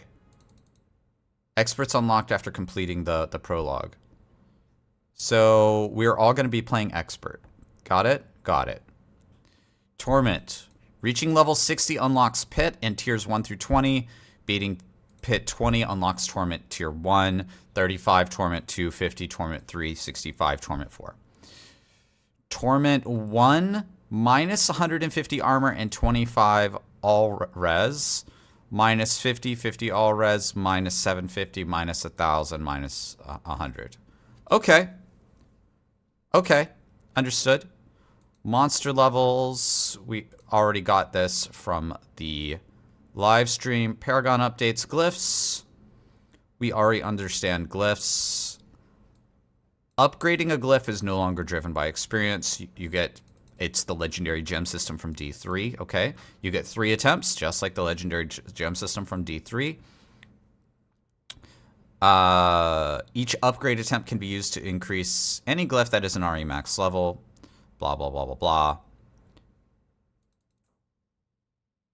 Oh, completing a pit tier that is significantly higher than your glyph's current rank grants bonus upgrade ranks per attempt. Okay, they didn't talk about that. That's huge, actually. Every 20 level difference between the completed pit tier and glyph rank grants a bonus upgrade per attempt. Here's an example of this system in action. 3 deathless pit tier runs would take a glyph all the way up to rank 19. Rank 1. Glyph rank increases 1 to 3. Attempt 2, 3 to 5. Attempt 3, 5 to 3. Bonus attempt.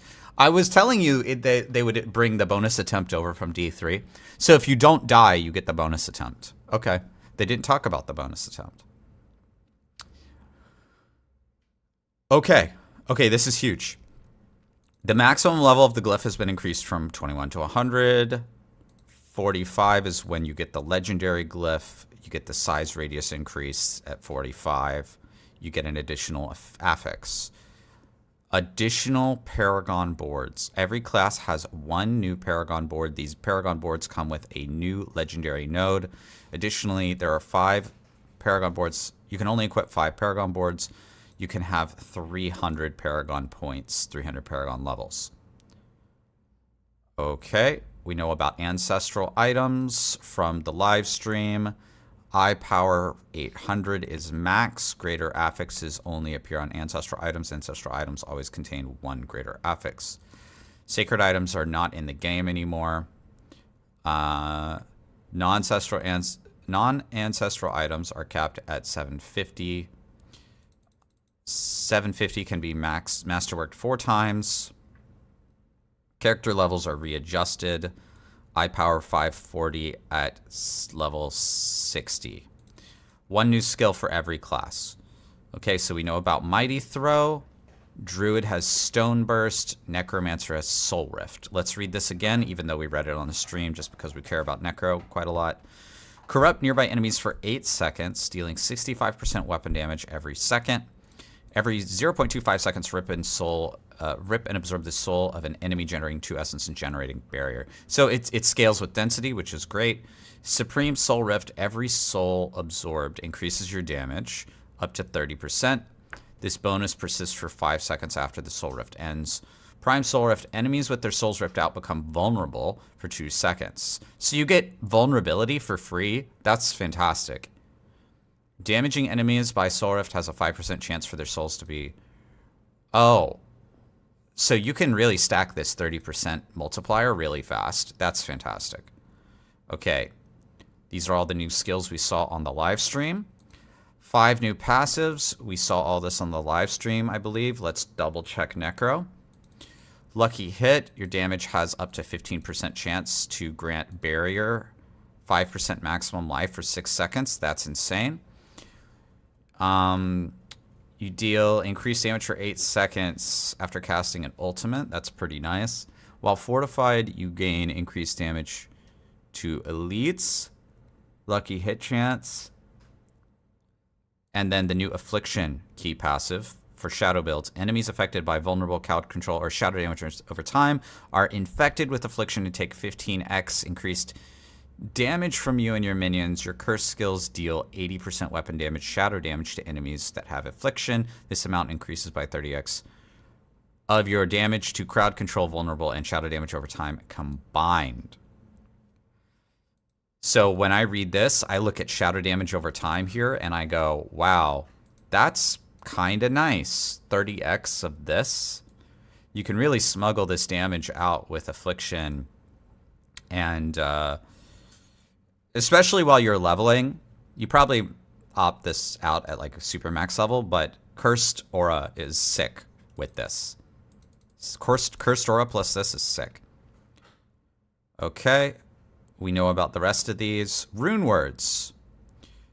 We already looked at Bach and Ja, so we know about the teleport. We know about offering and overflow. Cool, cool. The teleport requires 500 offering.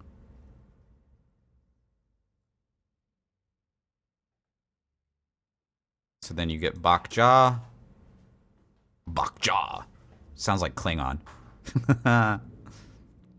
Here's the runes. Okay, here's the runes. This is the juice. Yule, legendary. 50 offering. Cast a skill with a cooldown. That seems like a good trigger. Seer, magic, 25 offering. Cast the same non-channeled skill 3 times in a row. Seems... That's annoying. Ahu, legendary. Gain 10 offering. Lucky hit. Up to 100% chance. Up to a 100% chance against injured enemies. Oh. Okay. So you're just making the effect, the trigger, 100% injured. That sucks. This is bad. Neo rare. Gain 300 offering. Deal damage after not taking any damage for 5 seconds. Resets if invulnerable. That's meh. Tam legendary. Gain 25 offering. Cast a non-channeled core skill. I feel like Yule here is really strong. Non-channeled core skill is okay, but maybe you do this while leveling. Zol, legendary, gain 150 offering. Evoke power from another class. Oh, okay. Zon, magic, 150 offering. Cast an ultimate skill. Oh, we can definitely get our ultimate skills to cast constantly. We can definitely get this 150 offering always. Okay, that's... weird that this is magic, but we can get this to be better than the legendary ones. Weird. Okay. Gain 1,000 offering. Become injured or crowd controlled. That sucks. Knock rare. Gain 5 offering. Inflict crowd control that isn't slow or chill. Wow, dude. If you guys know how many times Umbral triggers, we can just trigger the living crap out of this. Okay, so I'm making some notes here. Hold on. So, knock. My favorites are Knock, Zan, Yule. Knock seems ridiculous. I don't... does this work on bosses because it requires crowd control? That's a question I have there. Zan, at endgame, we can easily get unlimited ultimate cooldown. Okay.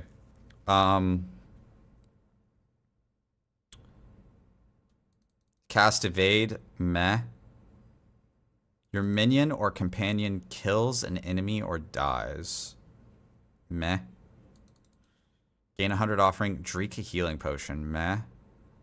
Spend 5% of your maximum resource. Meh. Well, POC, hold on. Well, it's percent based. It being percent based sucks. POC plus Bone Spirit, question mark. What is that? That equals 5%. You can multiply 20.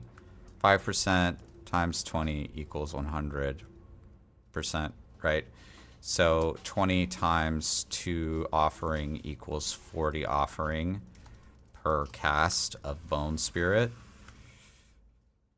Ish. That's actually not that good.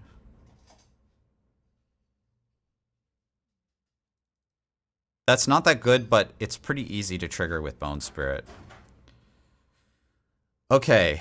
Gain 10 offering. Cast a skill after moving with a cooldown. Meh. Lose life to get offering. Meh. Stand still to get offering. Meh. Okay. So these are the ones that are good. Knock, Zan, Yule, Pock. I think Knock in particular is going to be kind of ridiculous. Okay.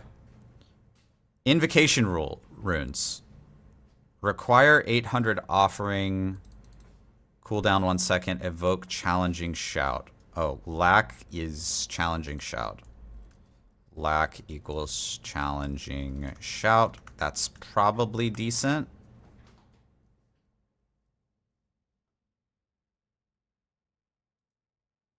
Ohm.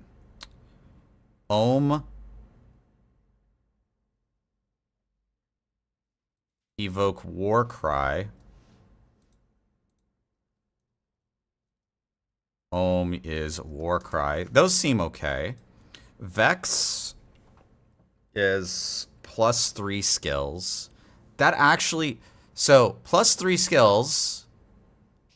+3 to all skills. Good. For 5 seconds, bad. 5 seconds is not enough time for 400 offering. Maybe the increased duration does something. I'm not sure. Gar magic requires 25 offering. Crit chance up to 25%. Gar is very nice. Gar is up to 25% crit chance. Offering is what you get from this rune, and then you spend it on this rune. So basically, you crowd control 1,000,000 things, you get 1,000,000 offering, and then you spend it to get crit chance. You crowd control 1,000,000 things, and you spend it to get challenging shout.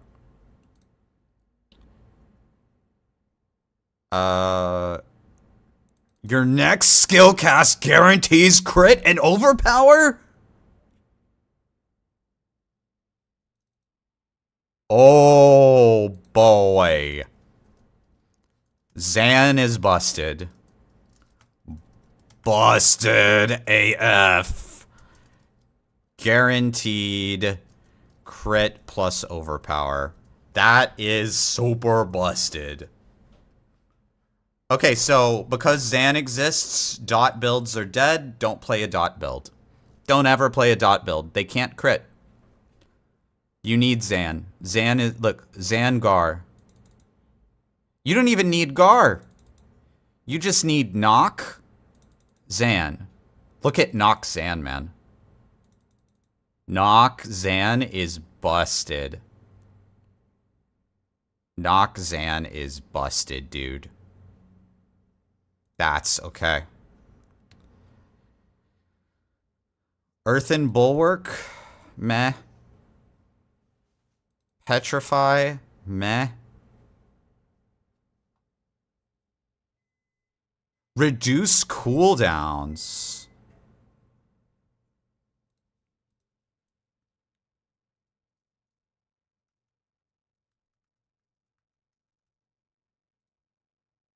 100 offering for 0.25 seconds.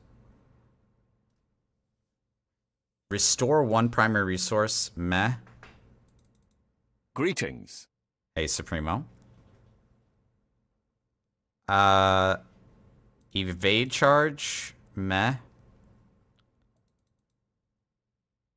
Gain max life. Meh. Oh, there is no TLDR, Supremo. We're reading through the patch notes right now. There's so much. Yeah, there's runes. We're reading through runes right now. Horde Decrepify. Meh. Iron Maiden. Meh. Non-basic skill.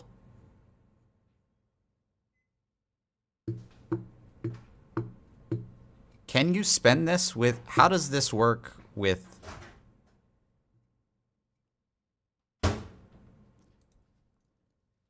Quacks? How does this work with Bone Spirit? Is this double damage for Bone Spirit?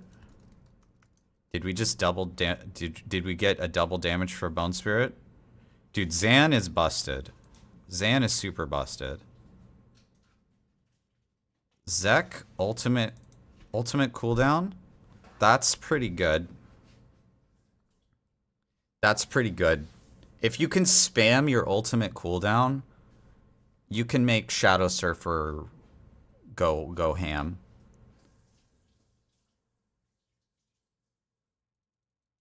Concealment. This might be okay, but I think meh. DR from Mott. Teleport, that's not that great. Frost Nova. Concussive Stomp. Vortex. Vortex might be good. Cry. Utility to pull enemies in together. How good is this pull? Earthquake. Oh. Desecrated ground? But desecrated ground can't stack, so this might pretty much suck. Stun grenades, meteorites, pestilent swarm, spirit wolf. Rune stack, you can trade them. You cannot... The same rune cannot be equipped twice. So you can't, for example, have knock Zan 3 times. A maximum number of 2 rune words can be equipped. Okay, we'll look at exactly what rune words I think are going to be super busted in a bit, but I have some notes. Let's keep going. You can use runes to craft other runes. Random legendary rune. Okay, cool. Runes can craft mythics. Each one requires 1 resplendent spark, 10 legendary runes of a specific name, 10 rare runes of a specific name, and 10 magic runes of a specific name to craft. So this just makes getting mythics easier. Okay. How to obtain runes, blah, blah, blah. You get them from caches. Okay. Party Finder is in the PTR. Party Finder is in the PTR.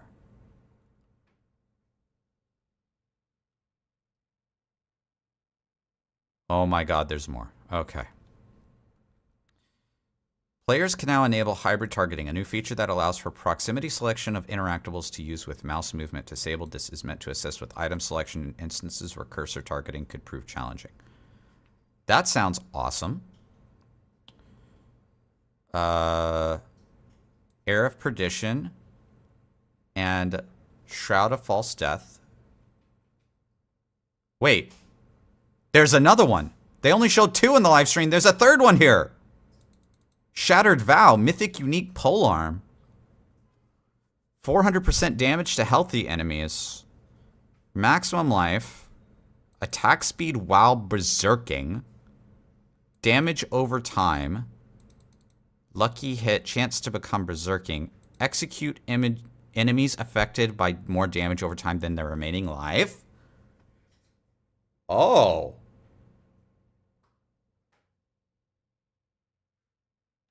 Whoa.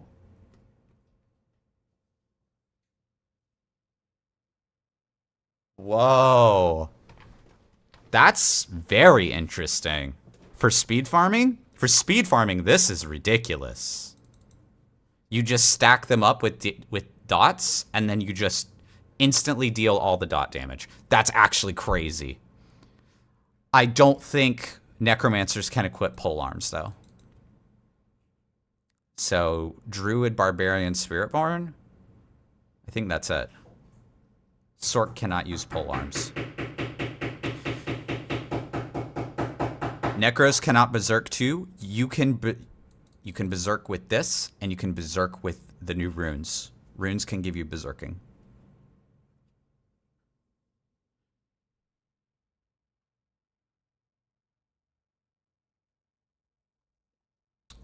Basic skill damage, core skill damage, ultimate skill damage. These are multiplicative. So, Shadow Surfer is maybe for real.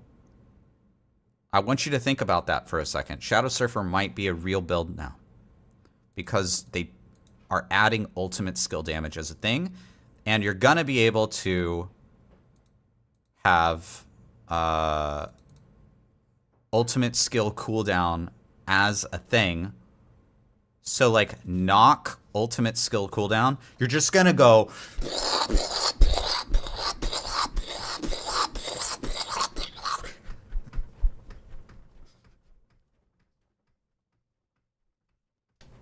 we're gonna do that.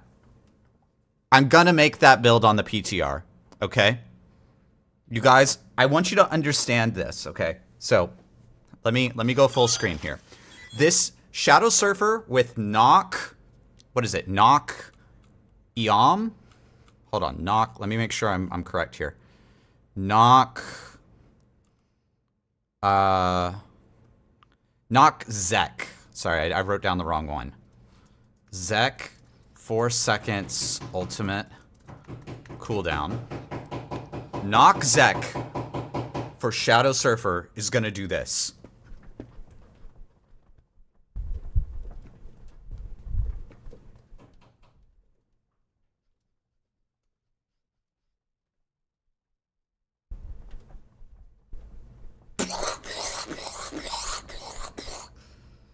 Okay. Okay. That's gonna be Knock Zek. We're just gonna spam shadow junk all over the screen.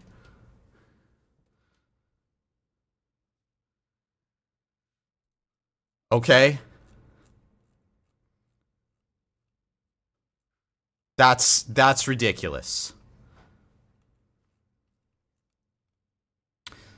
Elemental Surge, Tempering, Lucky Hit, Cold, Poison, Shadow. Elemental Surge, Physical, Fire, Lightning. Okay. Skill trees have been updated to create new connections between nodes. Let's just go down to Necro, guys. You guys know why we're here. Okay, we know about Soul Rift. 50-second cooldown, ultimate skill. Hello, gamer waifu. Did you want to show off your gun? If you guys have been hearing the bangs in the background, this is here, let's go here. Here's the gun. Hold it up to the camera. Get real close so it focuses on the gun. Get it in there. Get it in there. Here we go. Here we go. There's the gun. And I made the holster. And it's got the holster. I made that. Can we take it out? Okay, you take it out.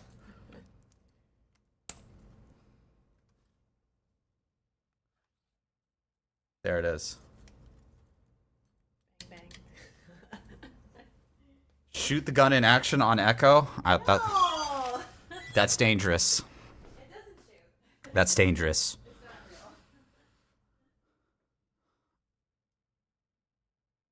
For 8 seconds, you corrupt surrounding enemies. Okay. Soul absorb. I mean, listen. Listen. Zan exists. So, I don't care about damage over time anymore. Damage over time just got deleted from the game, basically. Because Zan exists. Knock Zan. Oh, knock Zan. Zan. Oh, wait. Knock Zek. Okay, so Zan is every time you trigger an ultimate, right? So knock Zek. And then we... And then every time we... Zan triggers... How much is Zan? It's 150 offering. Okay. And then Zan goes...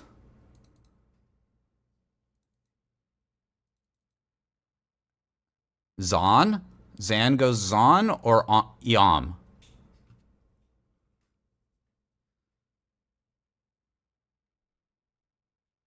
We have infinite cooldown. We have infinite cooldown. We just go... We have infinite cooldown forever. We don't even need Shaco.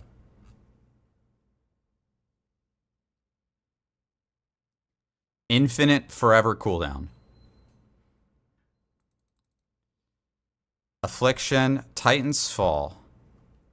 Precision, Finality. Okay, we know about these.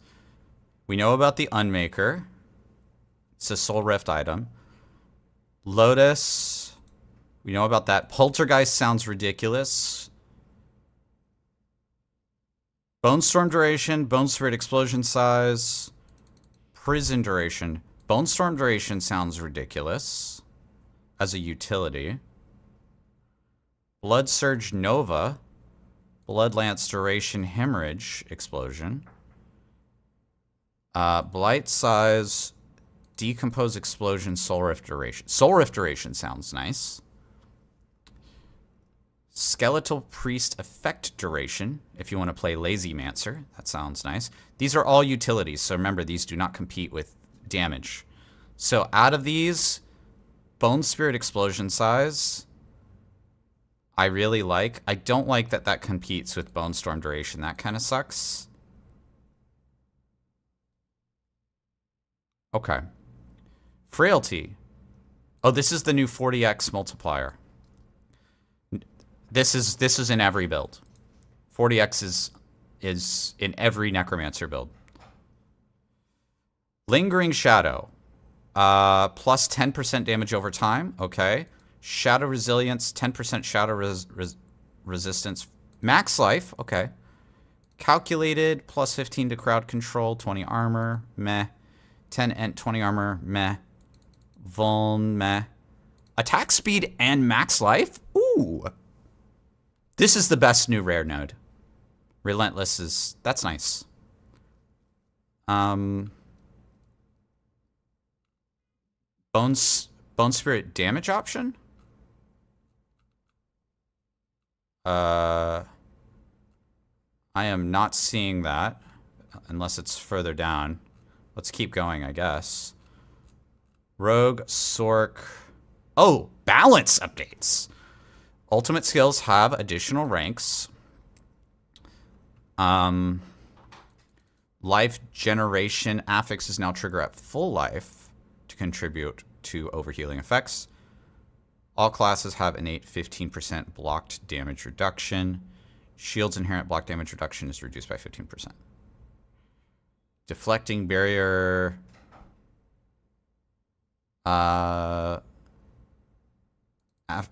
You gain barrier. Oh, this is a huge buff to deflecting barrier. Great.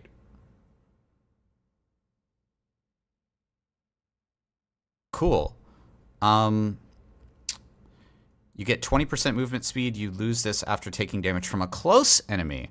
Huge bonus to Aspect of Slaughter. I actually really like Slaughter already, so that's amazing. Starlight. Starlight is very strong. Oh, it works with overhealing? A buff to Starlight. Wow. Starlight is sick now. Wow, this is insane for Blood Necro. Okay, let's skip to the Necro section, you guys. You guys know why we're here. I'm definitely going to be reading through everything, but...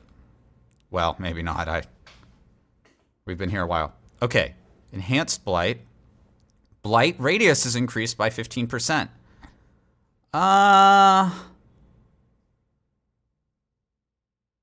The slow is very valuable for Umbral and for Knock. This 15% radius is maybe not that... I don't know if I like this trade. I don't like that trade. That's a nerf. Paranormal Blight rework. Blight has a 30% chance to immobilize. Blight chills enemies.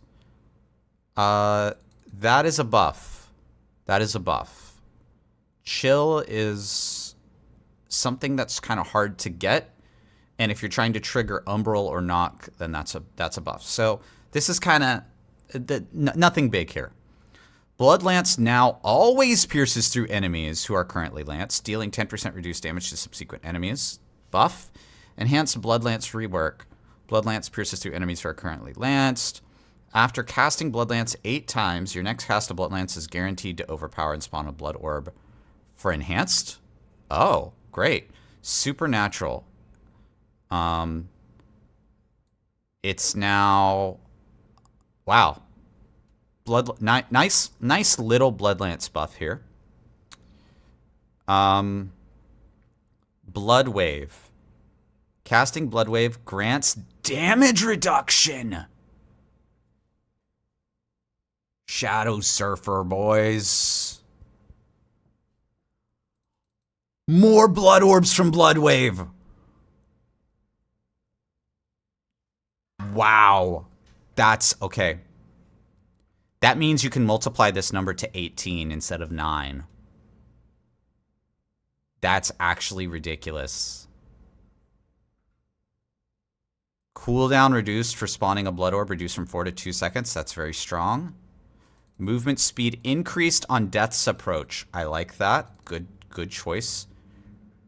Cursed Aura is updated to clarify that curses are not cast, so the curses would not benefit from tempering. Yep. We already knew this, but this is why Cursed Aura in the end game is bad, but while leveling is very good, because the tempering, like, you're not going to min-max your tempering when you're like level 30, right? Title. Additional Blood Waves now deal additional damage. Guys, I told you. I told you. It's happening. It's happening. Mordecrux. Mordecrux is getting Macabre and Corpse damage. Ent. Chance for Corpse Explosion to deal double damage. Huge Flesh gives you a barrier?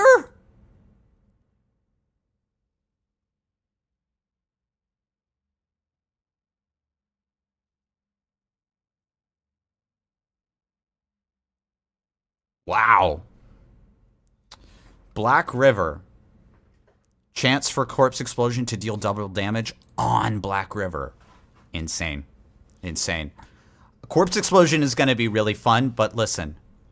Listen, man. Zon. Busted AF. I guarantee you, this is busted. All weapon tempering recipes have been updated. Bone Spirit deals double damage.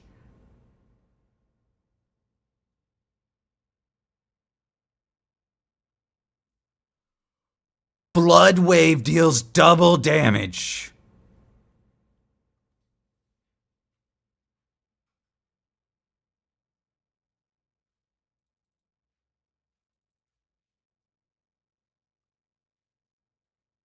Dude, Shadow Surfer is real.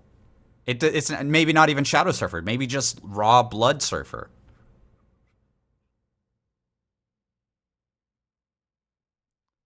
Blight projectiles cast twice. Soul Rift deals double. Affliction deals double. Reap Corpse Explosion. Mages cast twice. Golem hit twice. Good night, Mumu.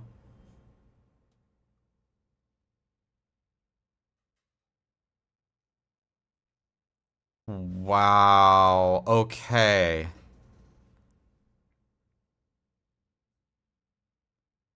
Grasp does damage to elites. That's good.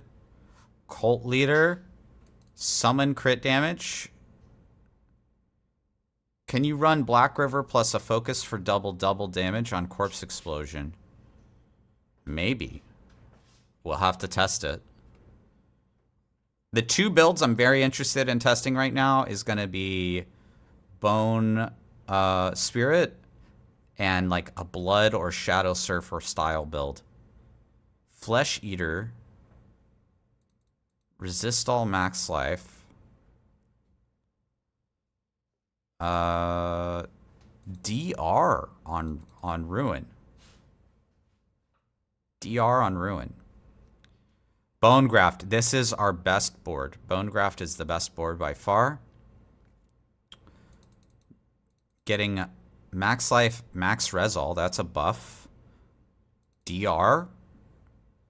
Bone crit damage. Very nice. Blood gets blood. DR fortified. We're getting DR all over our boards. This is crazy. That's really good. That's insane.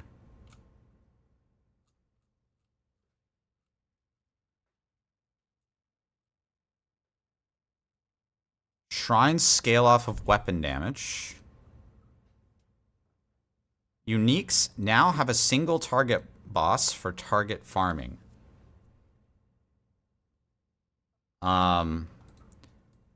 I actually have to go update MAXROLL with all this.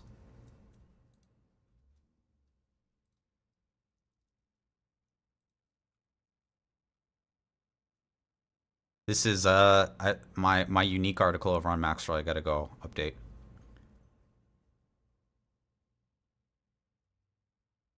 The order in which a player can favorite mark an item as junk has been reversed. Favoriting requires 1 click, marketing junk is 2. W. Icon denoting that there are additional skill paragon points to spend now also displays how many points are available to spend. Tooltip for dungeons viewed in the map has been improved to have more information. Settings have been added to the gameplay options to add certain warning messages. Oh, I love that. Not here, not in town. We can turn that off. The sound that plays when arriving at a pen destination has been made more prominent. Hybrid targeting. Character slot. Oh, we get an extra character slot. Dodge chance can no longer be reached. No longer reach 100% through any means. The dodge chance bonus from the handful of related aspects has been swapped to additive instead of inverse multiplicative. Gauntlets disabled for season 6. Bug fixes. Fixed an issue where blood orbs would remain after dying during an encounter. Fixed an issue where killing a vulnerable enemy with a bone skill could not generate essence when using the aspect of exposed flesh. Is that why that wasn't working? Huh. Fixed an issue where mythic unique items could not drop for lower level players. Fixed an issue where damage over time from Indariel's Visage didn't trigger. Voracious Rage. Yen's Tacits.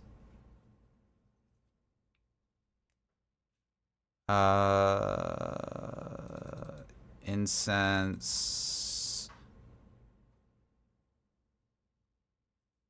Vampire Boss affix. Fixed shield imprinting.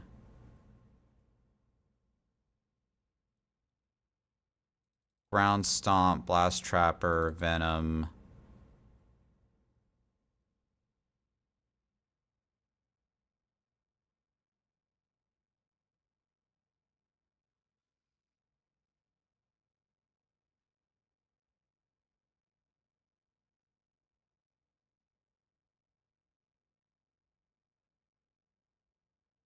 Okay.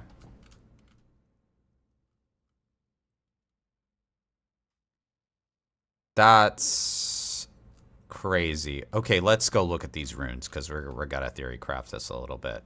This is obviously the most fun thing to theory craft right now.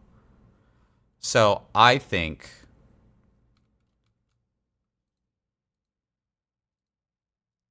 Okay, knock plus Zek. Or knock plus Zan.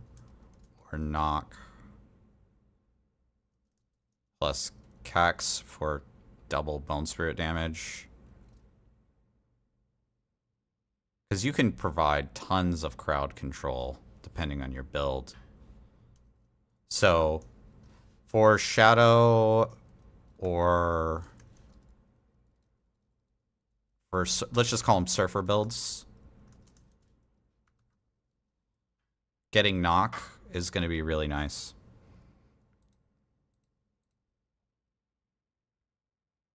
How much offering does knock give you? It's 5. Now that might not seem like a lot, but I can tell you that knock, inflict crowd control that isn't slow or chill, isn't slow or chill. Maybe, okay. I wasn't reading this part.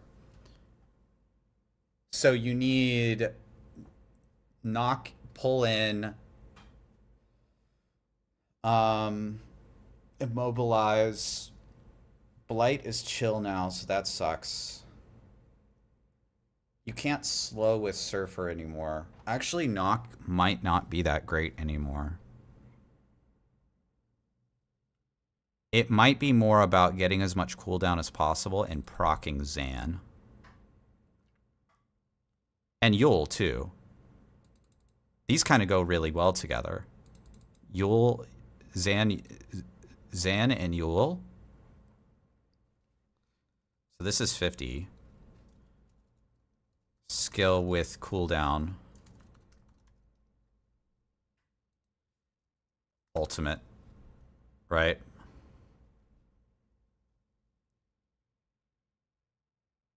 Pock is max resource.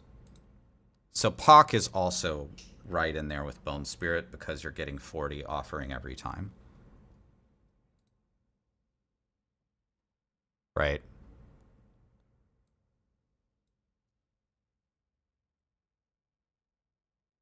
So if spamming your ultimate turns out to be very, very powerful, I think Blood Wave is got some... Blood Wave has some potential there. Particularly because Blood Wave, and I'm not talking about Shadow Blood Wave, I mean Blood Wave, it can crit, right? So if we cast Blood Wave,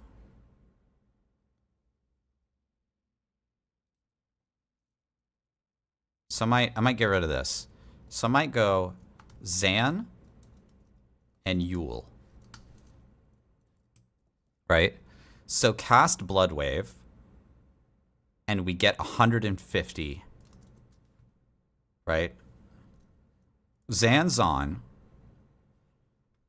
So Zon is 700.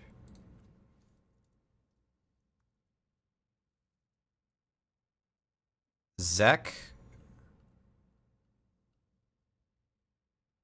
is 200.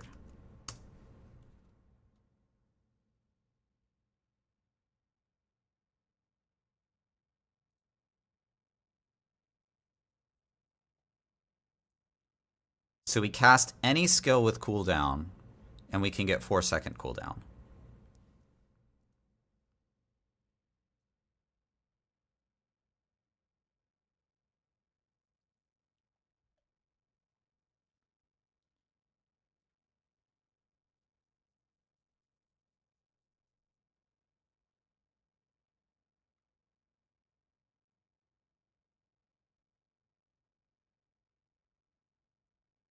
Just go,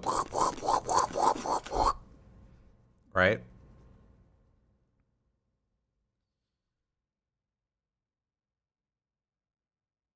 Yul is any skill with a cooldown. We get 50. And then we turn that into ultimate cooldown with Zek. Zanzan and Yul Zek. So Zanzan is...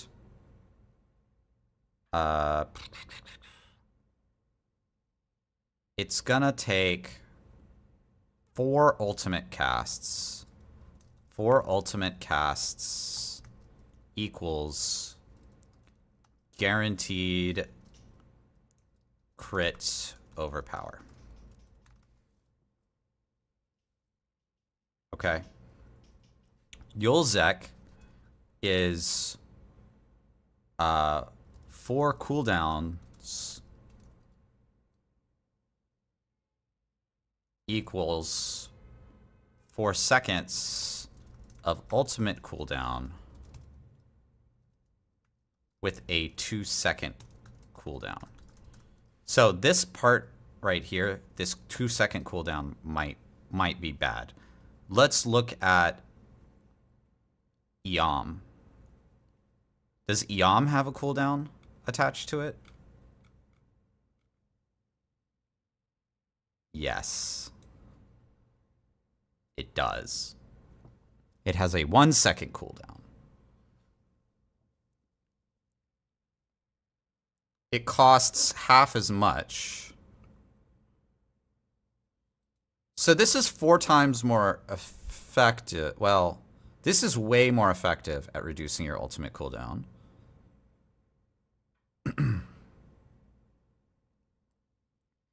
So I think you stack it like this.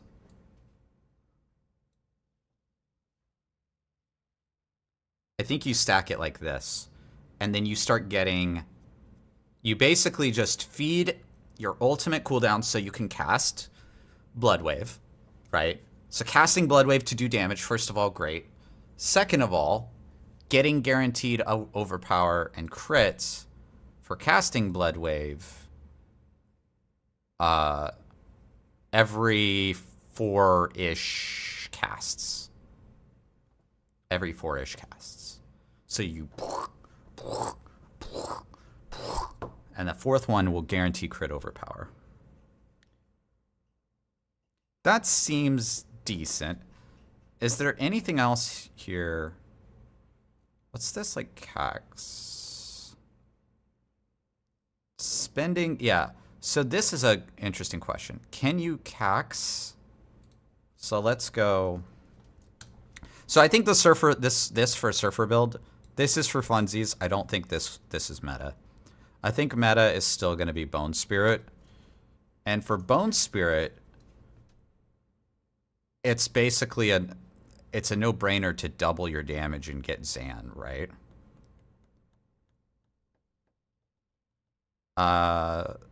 So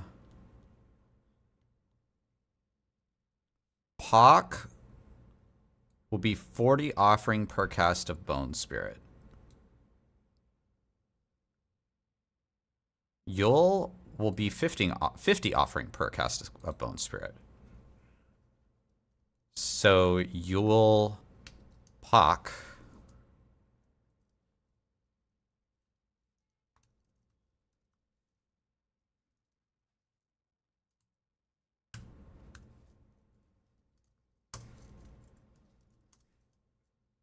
Yul is the more powerful one here.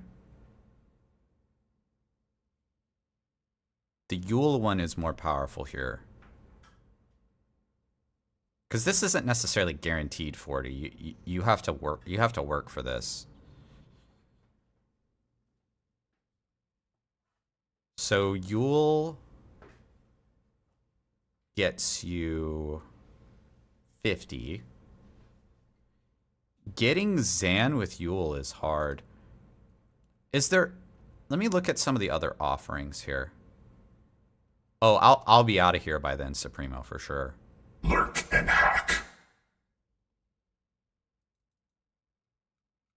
We need some better spammable offerings here.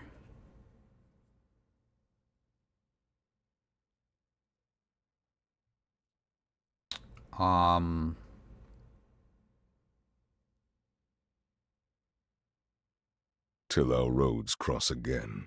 See you, Supremo.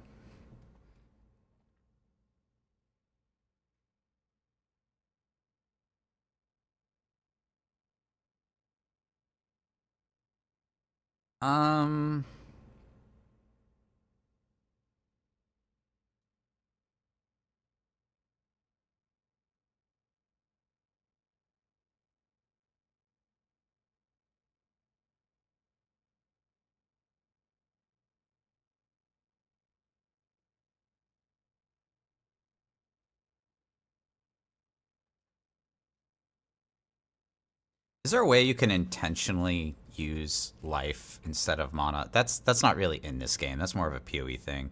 If you could use life, if you could just do this to your life, like this, where you're losing life as a resource and then regaining it instantaneously, like this, this might be good. Ka might be good, but I don't think you can do that in the game. So, okay. At least for now, this is kind of what's on my radar. Yule seems to be very strong with Bone Spirit because that's your attack. Your attack has the cooldown. And so you really want Yom. Spend a skill with cooldown, get cooldown. That seems good to me. Spend a skill with cooldown, get cooldown. Because this will happen every cast. Or is it better to stack it because of the cooldown? Yom takes... How much does it take to trigger Yom? 100, so 2 casts. So 2 casts of Bone Spirit gets you the 0.25 seconds of active cooldowns.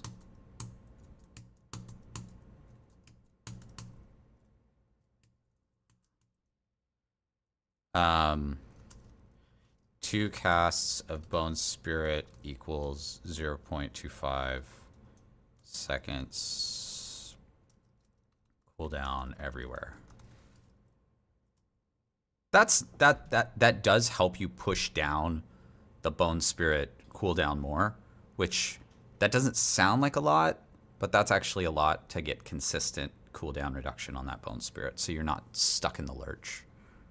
That's actually really important. Pock, we're going... I want to go Zan, but... Dude, you have to cast Bone Spirit like 10 plus times for this. Zan seems crazy. Maybe Surfer builds are really good. Because of Zan. Zanzan. Zanzon. Like, that's crazy. You can get unlimited cooldown to get cooldown.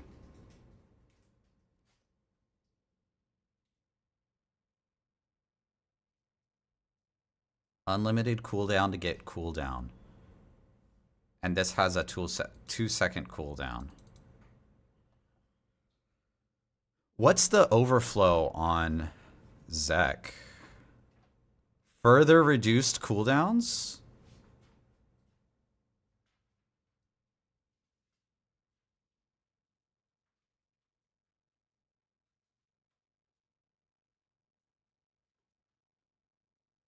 What if this just like snowballs?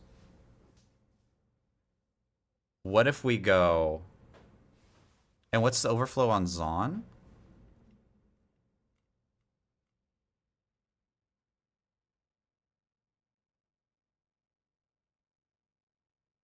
There's no overflow. Okay, that makes sense. So Zon is 150. Zek is 200 with a 2-second cooldown. So in other words, we could go... Well, that almost doesn't make sense. Because if you're getting 4 seconds of ultimate cooldown and you're casting it instantaneously, well, maybe you get more. Maybe you like get your cooldown on your ultimate skill like way down to where it's like 20 seconds or whatever. And you have, what's it called? It's the aspect that's like blood orbs. Blood orbs give ultimate cooldown. That aspect. Because you're generating, you know, potentially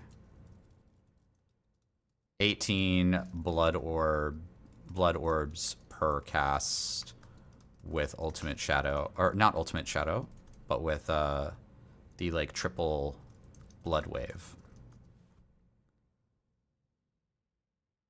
Wait, does triple blood wave count as 3 casts?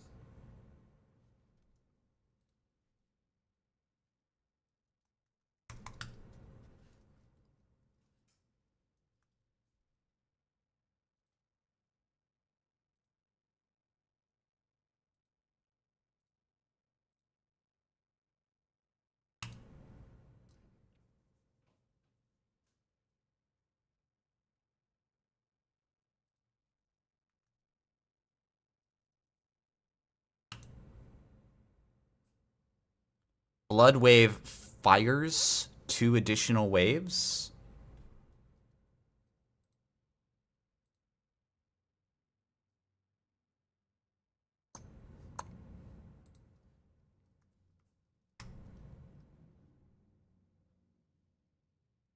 Blood wave fires 2 additional waves.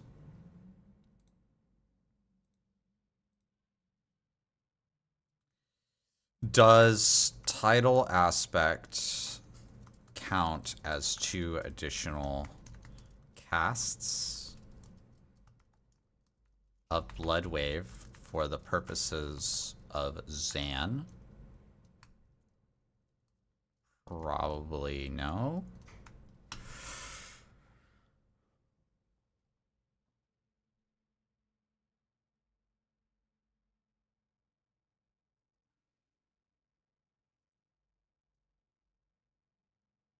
But we can get 18 blood orbs, and each blood orb, you know, each blood orb can give you 1.5 second cooldown equals, you know,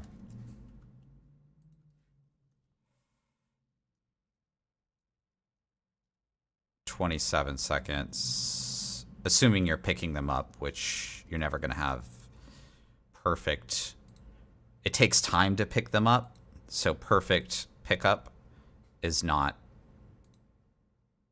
there. So let's say you pick half of them up, right? Just talking about like practicality here. So you're looking at like 13 seconds of cooldown from this combo here. Let's say you pick up half of them. Half of them being, you know, somewhat generous because sometimes they go off the edge of the world or whatever. So you're getting like, you know, let's say 10 to 13 seconds of cooldown if you decide to just move forward a little bit to pick up those blood orbs. So then you go Shaco, you know, cooldown on rings in places. You can get cooldown on rings. Whatever, right? Cooldown wherever you can pick it. Double damage title. And then now you're... So now you're going here for the 4 seconds of ultimate cooldown with a 2-second cooldown. If every 2 seconds you're casting 4 cooldowns, you can proc this.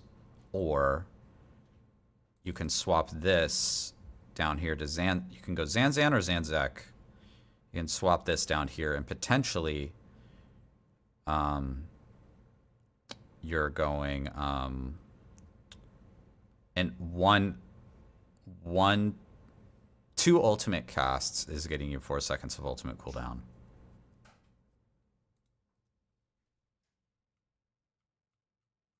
Definitely some crazy things to think about. This guaranteed Zan, this guaranteed crit overpowers is ridiculous. It makes Blood Moon breaches really, really strong. This makes Blood Moon really, really strong. And then you can also use this with Banished Lord's Talisman to juice it even more. Which, of course, that makes Bone Spirit ridiculous. So the Bone Spirit builds going like, you know, going Pock with, where's the double? It's Cax. Assuming that does double damage, you'll Pock Cax would be you know, what is the Cax trigger? 400. That's 10 triggers. That's still a lot. 10 triggers for a double is still quite a lot.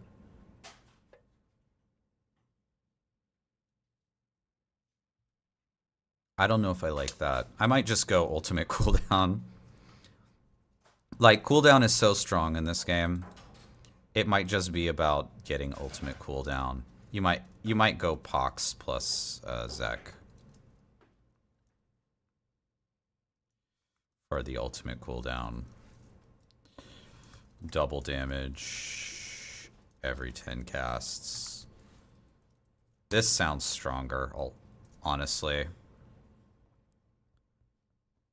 Because getting full uptime on Bone Storm can be kind of hard. So yeah, this is kind of what's on my mind right now, is going infinite on Surfer builds. That might be a real thing now. Maybe there's something else there with, you know, turning the Surfer build into Shadow Surfer and then going Desecrated Ground and all that kind of stuff. And then maybe you don't care. In that case, like, you don't care about Zan. You don't care about Zan in that case. You might just go Zan Yam for the cooldown. Is there any like damage over time invocations? I guess you could go Challenging Shout. How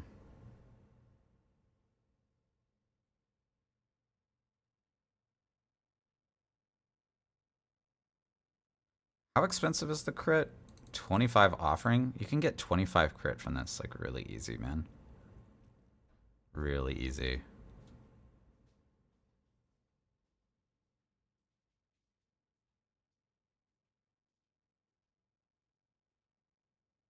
This 20% max life is strong, but for 4 seconds, that's not strong.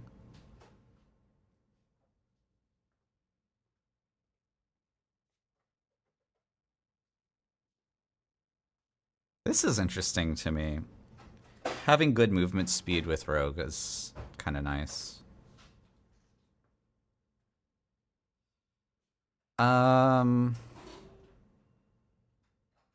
This is kind of weird. Desecrated Ground can't stack right now, so... Not sure that really does anything. Yeah. Is that it? A lot of these are kind of underwhelming, I guess.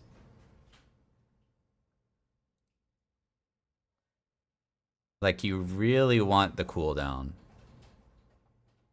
You really want the cooldown.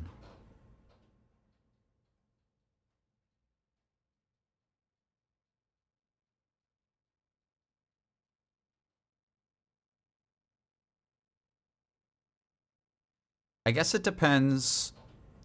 The cooldown is strong, right? For Yam and for Zan. And Zan's cooldown is really strong. The question is, how much does overflow affect these? Because if you can juice the overflow really good, it might be pretty nuts. Because this is what, 100 offering with a 1 second cooldown? So, does doubling...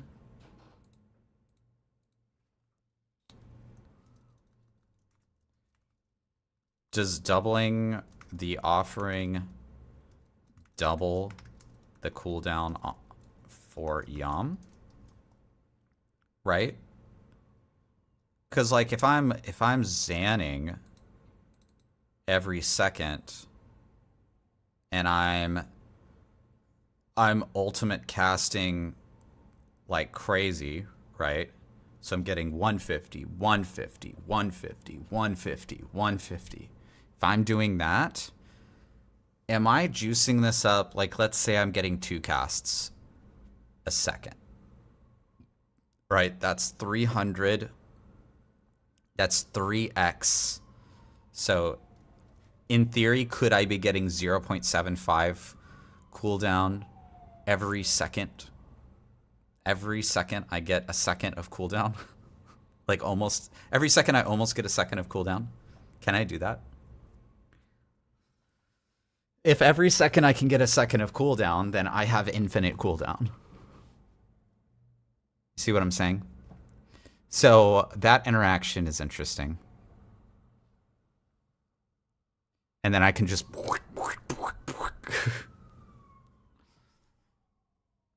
I can just vibrate on the button.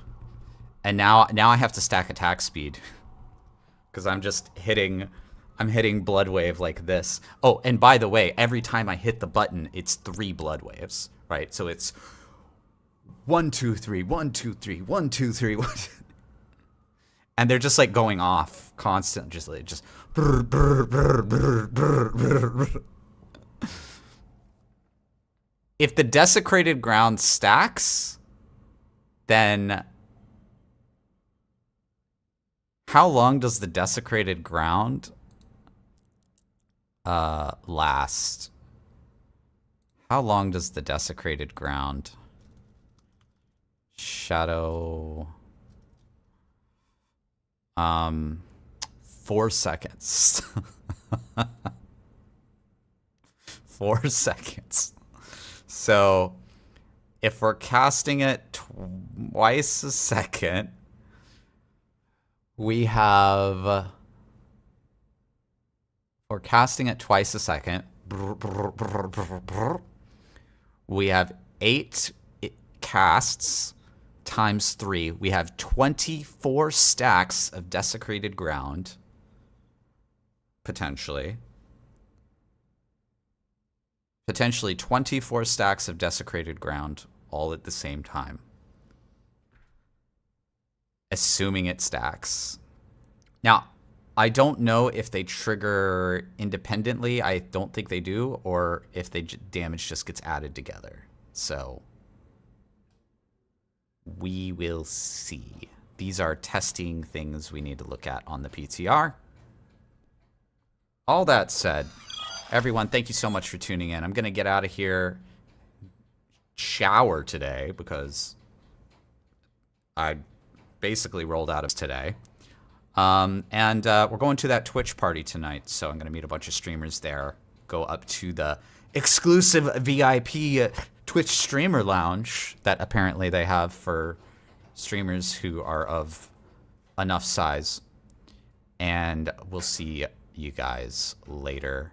Have a good one. Peace.